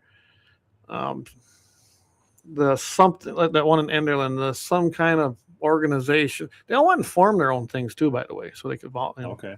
Yep. A lot of foundations. I can't remember them all. Okay. Several of them were created, you could tell, just so they could apply for funding. Yeah. Okay. But I mean, there was 17 different entities, organizations, or agencies that applied for grants. Okay. And of course, it was funny. And that's why I made the comment that I didn't see a lot of landowner support letters. It was this agency going, "Yep, attaboy, we love this one," and then they'd write. It was the circle of corruption. Probably ain't the right word, but you know what I'm talking about. It's the circle of establishment. Yeah, and that's why I want the people to know too, because a majority of people out there probably don't know about the Outdoor Heritage Fund and like how, where are the Game and Fish and some of these agencies getting the money from? Like, that's where we need to get back to as a state, not so much federally, but as a state, because we're included. We've been complacent for years. The last 6-7 years we really got involved and engaged, and this is this kind of stuff. And I've been there, Clay, too, just to help educate all of us. I can tell you that you can go and look at all them. In fact, just give me a minute here. I'm going to post it now. And it might be a little off topic for some, people, but at the same time, this is super important where this money's coming from and the grants being applied for. Yep, right there. If you go right there, and I can, anybody wants it, email me at gunsandthe701.com, and I'll get you a link. And you'll be able to go right to that website, and you'll be able to see the Outdoor Heritage Fund grant rounds 29 through 20.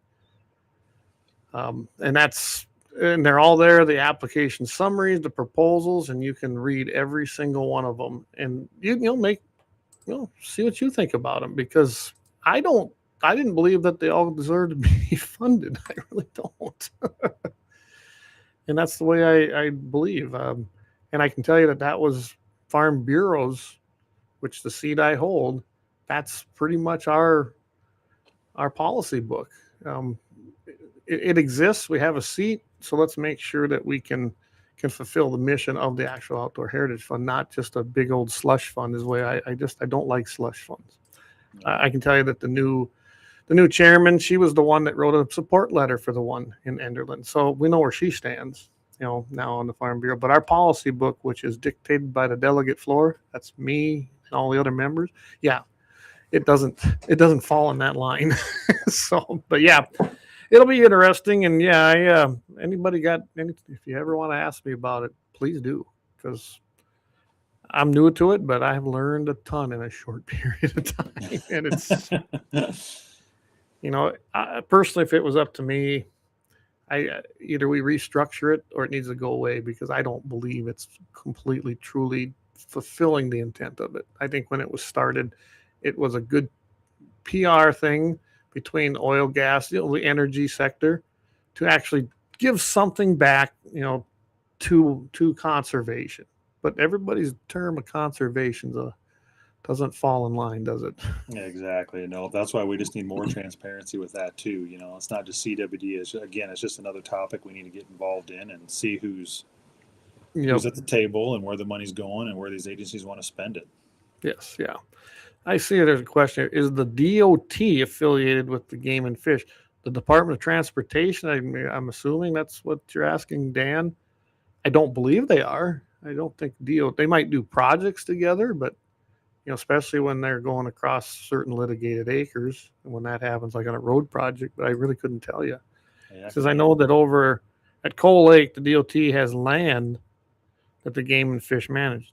DOT, maybe it's a different DOT. I don't know, Dan. I really don't. I do know that sometimes, like good examples down at Shade Hill Reservoir south of me, that's all or Army Corps of Engineers land. And what they have done there is they have contracted the South Dakota Game and Fish to manage certain Bureau of Rec lands, like where my cabin's at. So they do some of that. It's literally a contract, basically a subcontract to manage it for them. So maybe there's some of that going on. I really don't know. Could be. I'm not sure what he's talking about. Okay, he says here, I contracted fencing for Falkirk Mine. I did all the fencing around it. Okay. Yeah, I couldn't answer that question. I really don't know. I know where you're at. I know what you're talking about. But I'm just not. I haven't spent a lot of time up in that area, so I don't know. I know do you know anything about it, Dusty? Nope, I don't. I can't say anything on that one. I know one thing, Dusty. I want to get up to your place. I want to see what you did, especially the things I'm planning to do here. Maybe I'll steal some ideas. You know what I mean? Well, again, it just takes all of us working together. We're gonna get North Dakota straightened out and get our game back. Yeah, absolutely. I see. Eric somewhere said just because you put corn there don't mean the big. Yeah, says just because you got corn out doesn't mean big deer are going to show up, especially during shooting hours. Well, that's very, very true. That's right. This year it kind of worked though. Like I said, there were some nice bucks taken off this place this year. But yeah, it helps, but it doesn't guarantee you anything. I do have something there that probably will help that a little because I know that those 2 quarters are breeding areas. I mean, that's where I found all the drops all the time. And I know it, especially for whitetails. There's a lot of mule deer hang out there too. There's also a huge parcel of government access land that's owned by the taxpayers, Forest Service land. So that gets hammered, and then all them deer run on the mine because they know that, well, they're safe. So right. I might as well give them a nice place to stay, right? Absolutely. Keep them there. Let's see why does the DOT have land around Coal Lake anyway? Justin's asking. I don't know. Eric says, how big is that beard on that turkey? That's for you. That's a question for you, Dusty, behind you. 8-9 inches on Moe's. I think we got 10 and a half, but I'm actually a hook hunter if Eric's a turkey hunter, but Okay. I stuck one turkey, had a 3.5 inch beard a few years back, and he's got 1 7/8, almost 2 inch hooks. And I spotted those through my spotting scope 500 yards away, Clay. Wow. Actually, I got the bird mounted. I am a turkey nut for sure, but Dusty's gonna have to come down here, isn't he, Eric, and get some of my tame ones. They get so big here. Remind me, Eric, was that one 26 pounds? Yeah. Geez, that's a big bird. So there was 2 of them there. Wow, that's a big tom for a wild bird. Well, I've got them. They stick around here and they go between my place. They sometimes wander south here and go into town, or they go to the creek across. But they're primarily here. Okay. Usually around hunting season, and they get pretty used to us. I mean, really, it was the perfect hunt for both of his kids because they didn't really, go anywhere. They were able to walk out there and get them. So, That's awesome. He said, "Yep, 26 pounds." Yeah. Bet. You don't even have to call much, probably. Just kind of sneak up on them and go, boom, So. Yeah, I take a lot of kids out in the spring, for their first or second turkey, and I absolutely love it. We'll have to keep an eye on them because you're more than welcome to come give it a whirl. I mean, pretty easy to get a turkey tag. I don't think anyone's ever got denied for that. No, that's awesome. Appreciate it. That's one thing. North Dakota's got a lot of birds, a lot of turkeys, pheasants population. With this easy winter, our birds are unbelievable. So, like right now, and it usually happens around end of November, that group of mine, they leave. And I think they go down into Hay Creek down here because they don't leave the area. They just move. Yep. But come back spring, they'll be here. And then they start mating up and all that. And then during the summer, I see the hens, not the gobblers so much. And then come back around fall. I don't know. It's just, they come again. It's kind of their pattern. It really is. So yeah, well, they're kind of like deer. They kind of winter up too. They got their winter ground. So, but I can tell you, I can get you on some land up on the river north. I mean, that guy wants all them turkey. I think he wants them all dead. Probably a lot of guys are like that. They go out and tear his fields up something horrible up there. So I know that if you came, we could put you. I can't guarantee you'll see turkey. They're a little wilder up there, but they're there. So yeah, if you need a place to turkey hunt, awesome, appreciate it. Clay. If you want a South Dakota tag, I'm sure Corey would let you kill them all too. But that's harder to get a tag down there in Perkins County. That's a draw. Really? So, okay. Yeah. Eric says, "Are you a decoy and call person or a spot and stalk?" He says, "I love to decoy and call them. It's so exciting." I'm with their decoy. In fact, I got real amount of decoys, Clay. A Tom and a hand, real amount of decoys, and I mean, they work so well, they could be outlawed. It's pretty amazing. Entrapment, right? Yeah, that's right. All right. We went all over the place tonight, but tell you what, let's take our big break. We're really doing horrible on breaks tonight. Good thing this is just podcasting, right? That's I don't have to right. follow them radio breaks, but let's go ahead and take a quick one. Thank all 4 of our sponsors tonight. And then we'll come back and I don't know. We got plenty. We can talk turkeys or deer or guns we can go anywhere, can't we? You bet. That's right. All right. Stay with us here, guys. We'll go and thank some sponsors and pay some bills. We'll be right back.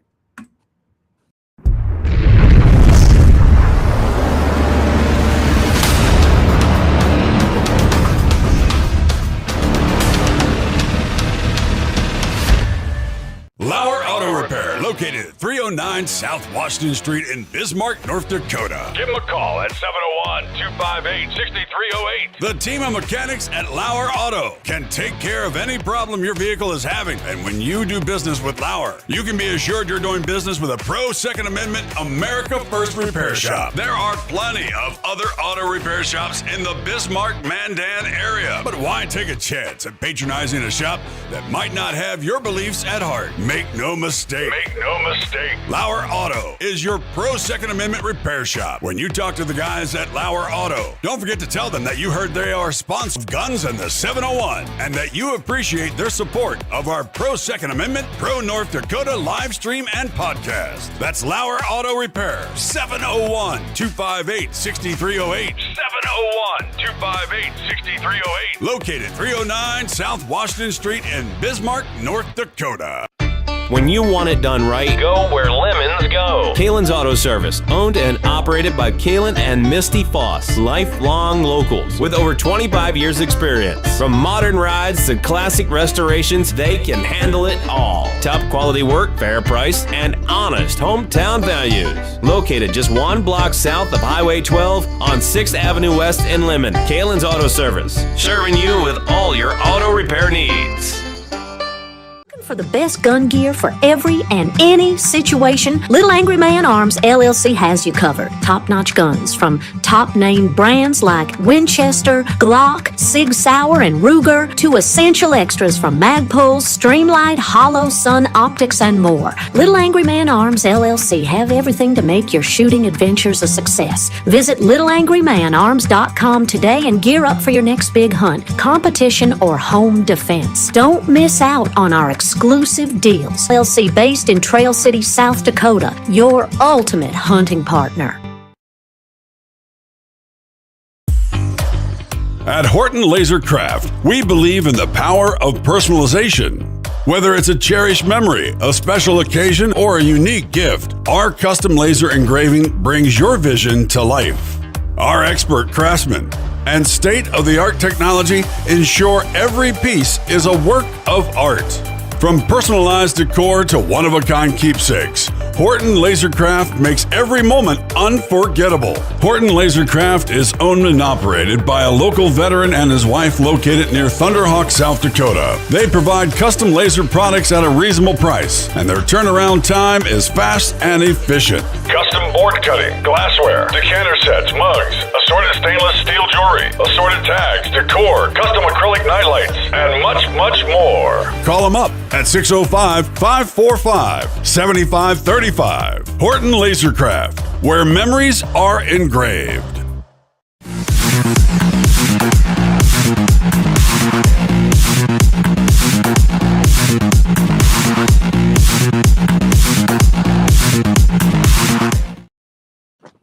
And welcome back. And yes, we've been talking about everything here with Dusty Backer. Backer bees. We haven't even talked about bees because I like talking about bees. I know it's been even though I'm allergic to them, it's been a new interest of mine. But Corey says yes. I can comment now.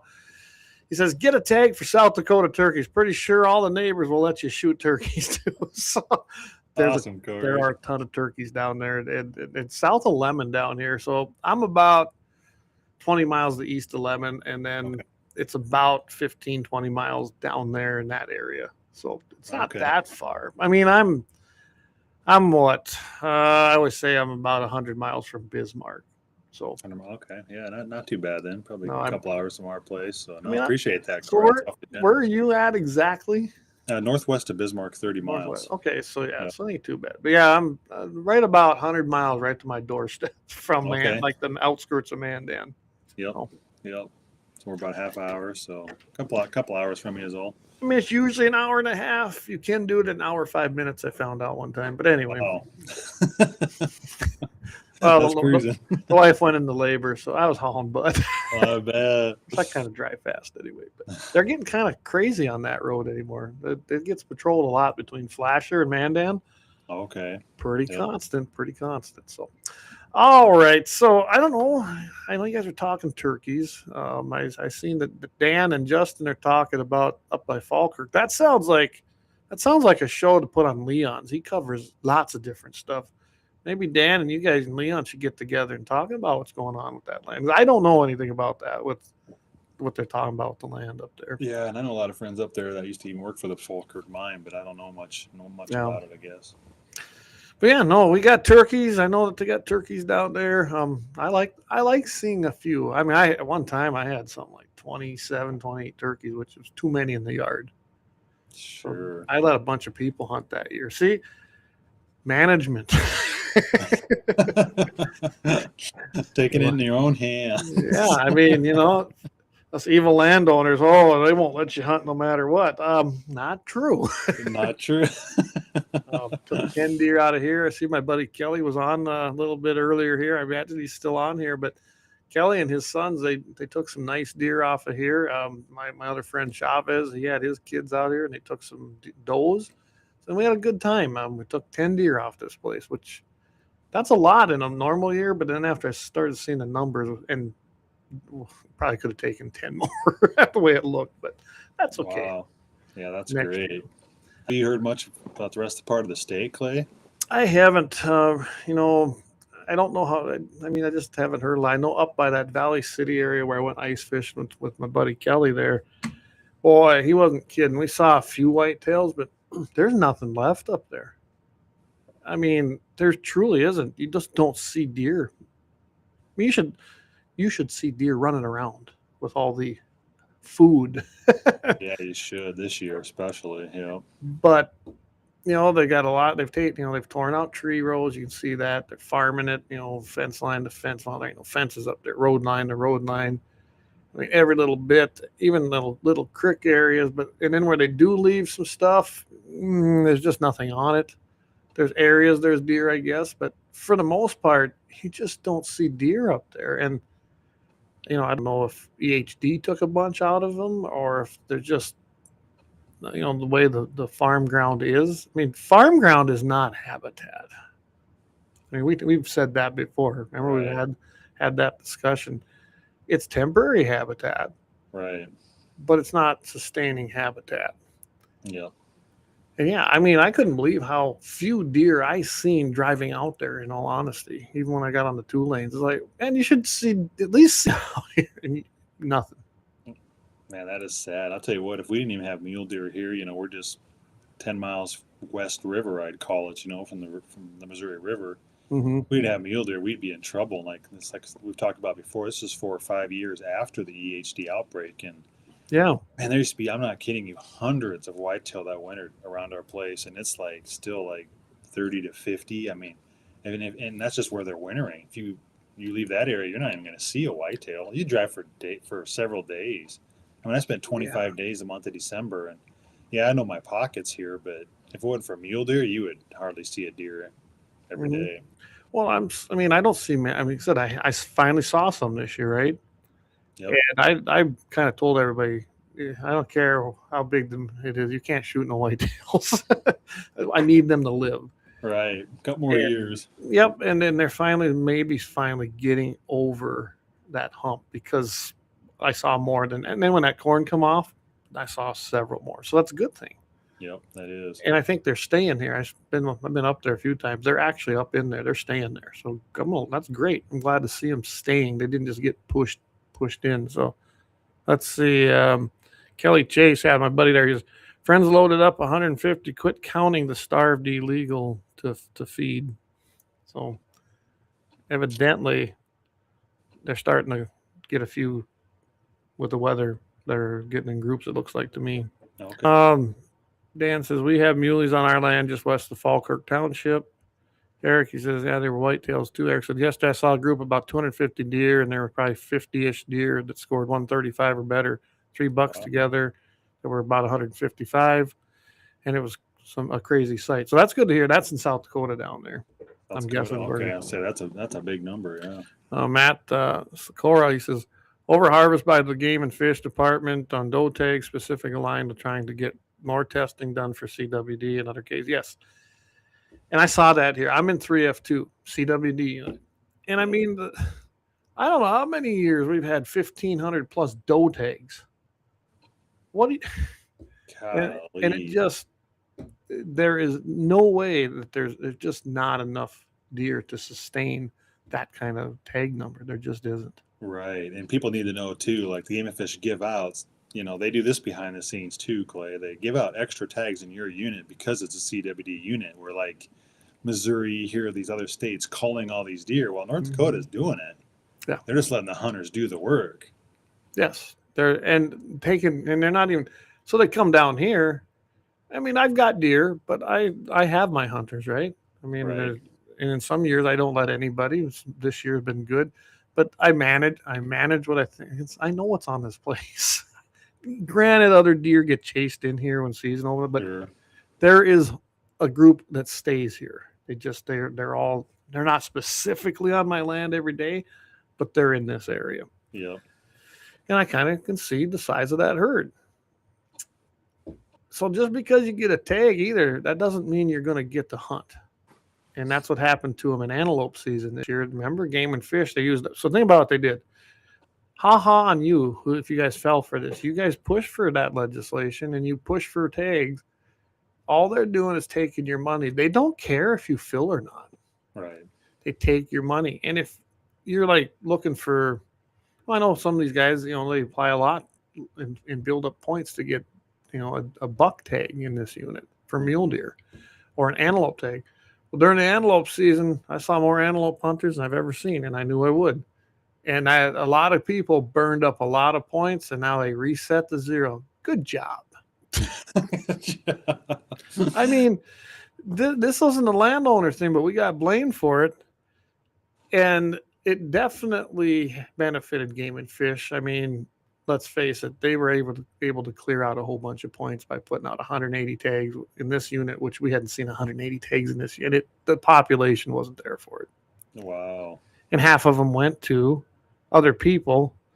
And then, of course, myself was one of the few landowners that got put into the draw because it hit that threshold, and I didn't draw one. So then I closed it down. And you're not the only one. I've heard a lot of stories. No. So, way to go, Game and Fish. You guys, yeah, it was good for you. You got to collect the money, and you got to clear out a bunch of people's points. And now you have a whole bunch of pissed off people, and they're mad at the wrong people. Yeah, that's exactly it. And that's the problem, too. Game and Fish, they shoot themselves in the foot, Clay. Like, they'll be coming and say, oh, no, we're neutral. We didn't have anything to do with that wall. In legislation, Game and Fish has a lot of power, unfortunately. Yep. And if they want something dead, it's pretty tough because they got the chairman right behind them in the committees. So all they had to do, they could have shut that down in a heartbeat. Oh, I call Game and Fish, I call them the biggest fee hunting operation in the state. Well, in any state, really. They control everything, all the narratives, all the tags, and they set prices and they set numbers. And that's just the fact of it. So Kelly, right there, I didn't quite understand. He said, so friends loaded up about 150. They quit counting because of the starved deer. And it was illegal to feed them because that was years ago there. So that's what that area is talking about. Valley City, I didn't see no deer. That was just one group. Sure, and that was just a couple winters ago, I think, huh? Yep. Quit counting because they were dying. I remember him telling me about that when we were driving around. And it's a shame, really. It is. So there are areas like up there, there's just not a lot of deer. There really isn't. I imagine there's more like that, but like I said, I don't get west or I don't get east very often. And I don't go hunting because I got it right. I don't have to go nowhere to go hunting. So I used to. I mean, I used to go out to Wyoming, Colorado. I used to go a lot of places to go hunting. Now, South Dakota seems like it's funny. I'm literally on the border. There's a ton of whitetails. You don't have to go very far south of me and get into whitetails. No kidding. So what's the difference? Well, I'd say for mismanagement for sure. But I mean, I'm so close to that line. You know, they evidently, when it was killing deer here, it didn't go very far south here, but it went north, you know, and cleared out a bunch. So Yeah. Okay. I mean, maybe they just caught just enough rain south of the border there, that saved some deer. well, and it does. The Grand River's down there about 30 miles from me, maybe closer than there, and it changes. You could almost watch that year actually when we got the big kill off. You could almost watch them rainstorms come and split here and go south and go way north. So that could have been that would explain it. So It could be because even like where we at, just a few miles north of our place, majority of my hunting's for whitetails probably south, but north of our place, they could literally caught 2 little half-inch rains more than we did south, wow, and it just saved a lot of deer to the north, a lot more than south. But yeah, no. Eric says Game and Fish loves it when you don't fill a tag because then they have a higher head count. Oops, it just moved, and they can sell more tags again for more revenue. Yeah, I honestly, they always want you to do surveys, but Game and Fish never ask you the right questions. And I would love it if they'd actually work with landowners to get true counts. I know you could get a better count than what they do flying around. Sure, yeah. But they don't even make the attempt. The only time they want to talk to you is if they want something. And it's not something you usually want. So. Right.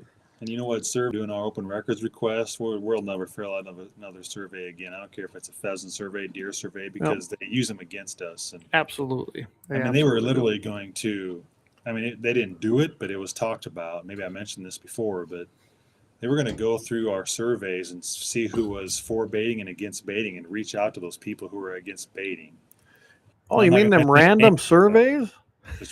They're using them against us too. You can make a data say whatever you wanted to. And for them to even bring that up, Clay, it's like, no, they're never getting another survey. I don't blame. And I don't think there's even a law. Some states have a law about it. I don't think we do in North Dakota, do we? We don't have to fill them out, do we? I don't think so. I don't think so. No. I don't know. I ignore them most of the time. There definitely needs to be some kind of overhaul for sure. Something's got to change. And our goal is really, is to unite this, like we've talked before, the sportsmen and the landowners. We can unite. We need to take it into our own hands and get the population back to where it's supposed to be. Well, yes. I think we're what they give about 44,000 tags this year, though, something like that. It's almost as low as the 60s, Clay. Yes, that's right. And so think about that. We went from 150,000 plus to 44,000. And I can remember not that long ago when the numbers were excellent here. And I've been on this place 27 years, and there were some really good years. Mother Nature took its toll on a few years, but sure. EHD did come through and wipe out, but there's something more to it. They're coming back. Mule deer have moved in. That's why I don't believe the CWD thing one bit. Is it a real disease? Probably. Is there a prion? No. But definitely not. I don't know because what you define it as, but I can tell you this. I've seen more mule deer here than I've ever seen in my life, and I know it's because my whitetails moved out and the mule deer moved in and they flourished. And I'm okay with that, although I do like hunting whitetails. So I want to have them both, So sure. All right. Get to a few more of these. They've been just coming in here. Let's see.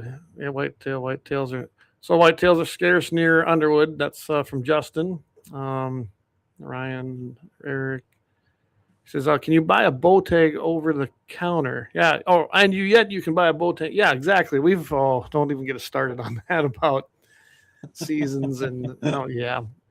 We've had that discussion, but that'd be a good roundtable discussion again, wouldn't it? It really would be. I'm going back to mismanagement real quick. Like, I don't feel like we need to really take tags from anybody. We just need to keep what deer are alive now and get our numbers back because it's mismanagement. Yeah, you can say EHD is not, but letting 50,000 plus deer starve a few years ago, and they can control the numbers. And you know what I honestly want to see them do?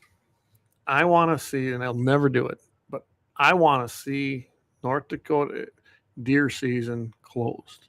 I'm talking everywhere, 1 year. That'll tell us a lot of things. Either it will work and you'll see numbers go up, or it's not the hunting pressure isn't the problem, right? Right. Yeah. But they'll never do that. No, that would never happen. A lot of people probably would be upset too, but it would be. And as a landowner, I'd be fine with that. Sure. You know, if they shut it down for an entire year, and I mean everywhere, to give everything a break, and let's see what happens. we know what happened. You know, just you're right. keeping deer alive, you're going to double your population in 1 year, at least. That's I mean, the only thing that's going to kill them off is weather or predators. Right, and whether we can help. Whether we can help, and as landowners, most of us do. And predators, yep. I mean, I'd be an advocate for that, but I bet they'll never do it because the money. Follow the money. Corey says, yeah, EHD is really weird. Flat Creek area have quite a few dead south of Meadow, hardly any, but they got more rain also. Yeah, that's right.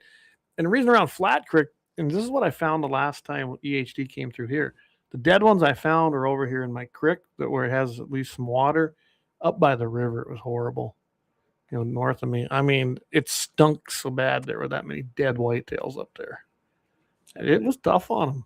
It really was. And then they were just making a recovery, and then it come back. But we got an early freeze, and it killed off the mite. Jeez. So it didn't take the toll on it. So now that's been 2 years ago. Okay. So maybe this year, because I've seen some around, so that'd be okay.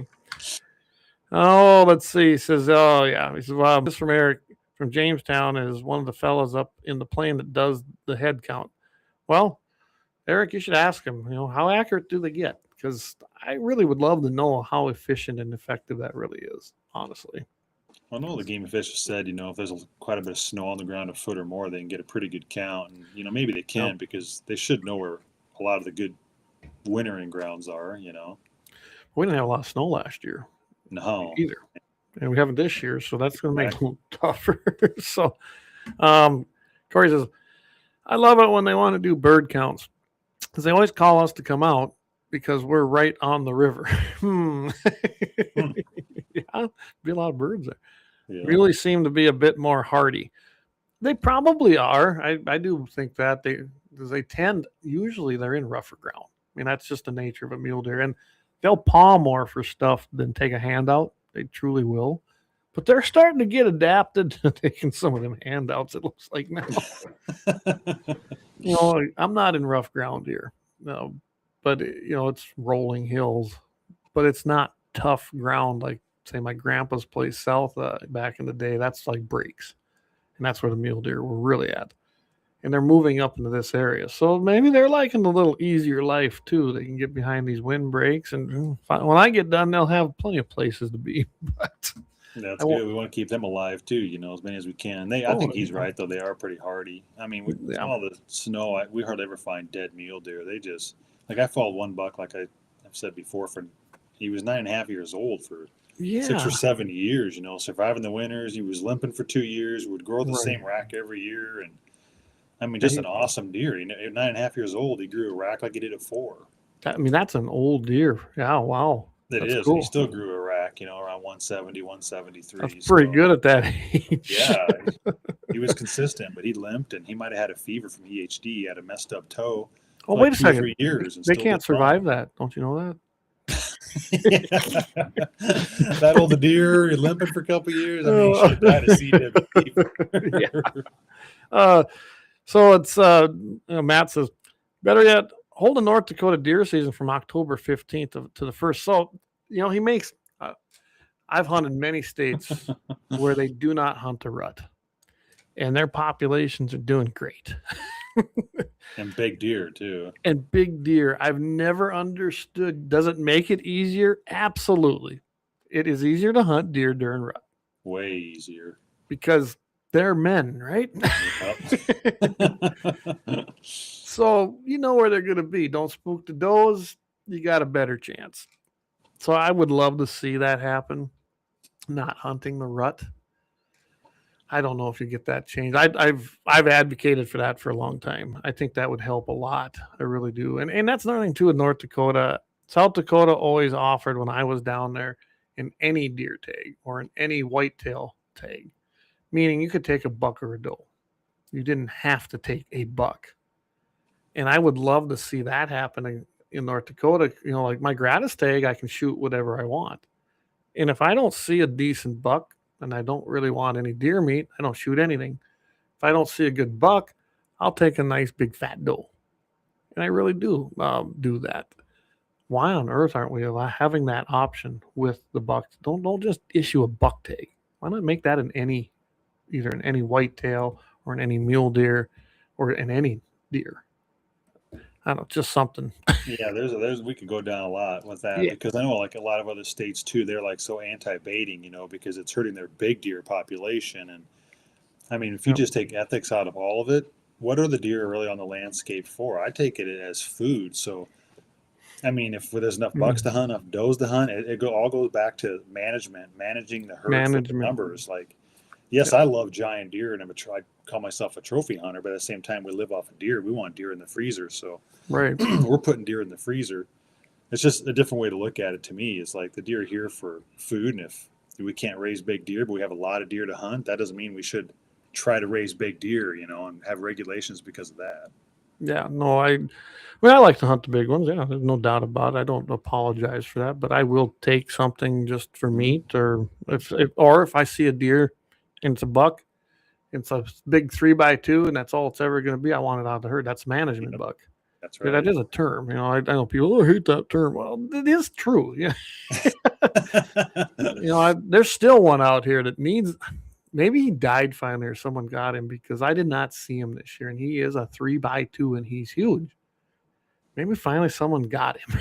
We got a couple of those running around here too. That just 6-7 years old. I've watched them 4 or 5 years, and they're just 3x2s, heavy. Yep. Heavy, and it's cool, but I don't want them in the herd. I want them gone. So. Well, that brings up a good point, though. I mean, instead of taking tags from somebody, maybe it could shift the season where not as many bucks or deer are getting harvested. Yeah. During rifle season, I mean, I don't know. That's for topic, to talk about. Well, Corey says, swollen necks. He goes, I agree on the not hunting rut. And I think that's gaining more support. I'm even talking to people that have been kind of vehemently against it. They're sitting there going, maybe it's something we try. I mean, I look at it this way. We can always switch it back if it don't work, right? Right, exactly. But what we're doing right now does not work, obviously. Right. Yeah. Deer numbers are low, and it ain't just a habitat problem. No, we got tons of habitat here, Clay, and our whitetails are not coming back at all very fast. It's really slow. Yeah, he says, Corey, I'm pretty sure we have more mule deer than around here than whitetail. Yeah, I think you do too, Corey. And they used to have a ton of whitetails around there. So another area where there's more mule deer, to me, seem like they're actually doing very well. It's the whitetails that are struggling. So right, for sure. Well, we're coming up here on 2 hours, and I usually try to keep it at that. We kind of got off subject, but the only thing we didn't even talk about bees, and we'll do that at some point. So we can do that again. Yeah, we'll get together on that again. And I'm planning to add more bees here because I know that's an important part of that cycle too. So, anything you want to leave anybody with before we sign off tonight? I just appreciate everybody coming on and just keep spreading the word and just keep getting involved. Involvement's everything. It really is. Yep. An active, involved populace means we the people do govern, not the other way around. We don't want to be governed. We should be doing the governing. That's right. And we can make a difference. If somebody says, I'm one person, I can't make a difference. No. Well, I can tell you, you guys made one hell of a difference in that legislature, especially with all them orange shirts. I'm telling you, to see the pictures, and I can tell you from being there enough, that's intimidating to them guys. They're like, ooh. So, yeah. But if there's the next time, we'll have a couple hundred in there. Wouldn't that even be better yet? Absolutely. So let's see. What did Corey say here? He said, definitely like to talk about bees also. Maybe we'll just have to do something just kind of dedicated to that because I can learn a bunch yet. I can tell you that. That's right. Let's do it. I mean, I've really gotten interested in them, and I know that they're an important part on the place. And there's a lot of things you can do. That's why I'm planting sandfoin with the wildflower mix. That's going to be huge, I think. That is going to be a big thing. So. All right, everybody. Thank you again for tuning in. We can't do it without you, and we can't do it without the support of our great sponsors, Lauer Auto Repair, Kalon's Auto Service Center, Horton LaserCraft, /H Ranch, and, of course, Little Angerman Arms. We love the support that we get from them, so please get out and support them because without them, this thing don't float very good, then it really gets kind of expensive. So anyway, thank you. We've had a great, 3 years. That's what we're coming up on. So appreciate everybody. Tune in next week. We are definitely, I'm having Michael Bell on. He'll be from Dakota Morning. Sorry, Michael, if you're listening. But he's going to be joining me. We're going to talk. Who knows? We're just going to go down all kinds of little avenues. And I've been on Michael's show several times, so I've invited him on. I think he'll make for great conversation. Don't be afraid to chime in. As always, Friday morning, I'll be on KFYR 5:50 a.m. with Todd Mitchell. Mitchell in the morning, 7:15 Mountain, 8:15 Central. I'll do my happy ending on Friday. I kind of quit doing them here because I've been doing them on that Friday show. And I think Jamie's, if he does some filling in or maybe somebody else is going to be doing, maybe Leon, but who knows? Leon then comes on Friday night. And I think his deal with Royce, I believe, is going to be airing tomorrow, but maybe he'll do a little promo on that for you guys. But catch him Friday night. That comes on at 6 p.m. Central, 5 p.m. Mountain every single Friday. And then the Sunday Sportsman's Devotion comes on 7 o'clock Mountain, 8 Central with Pastor Vance Bishop. Everybody, thank you for supporting us. Support the Second Amendment. Stay safe, and God bless.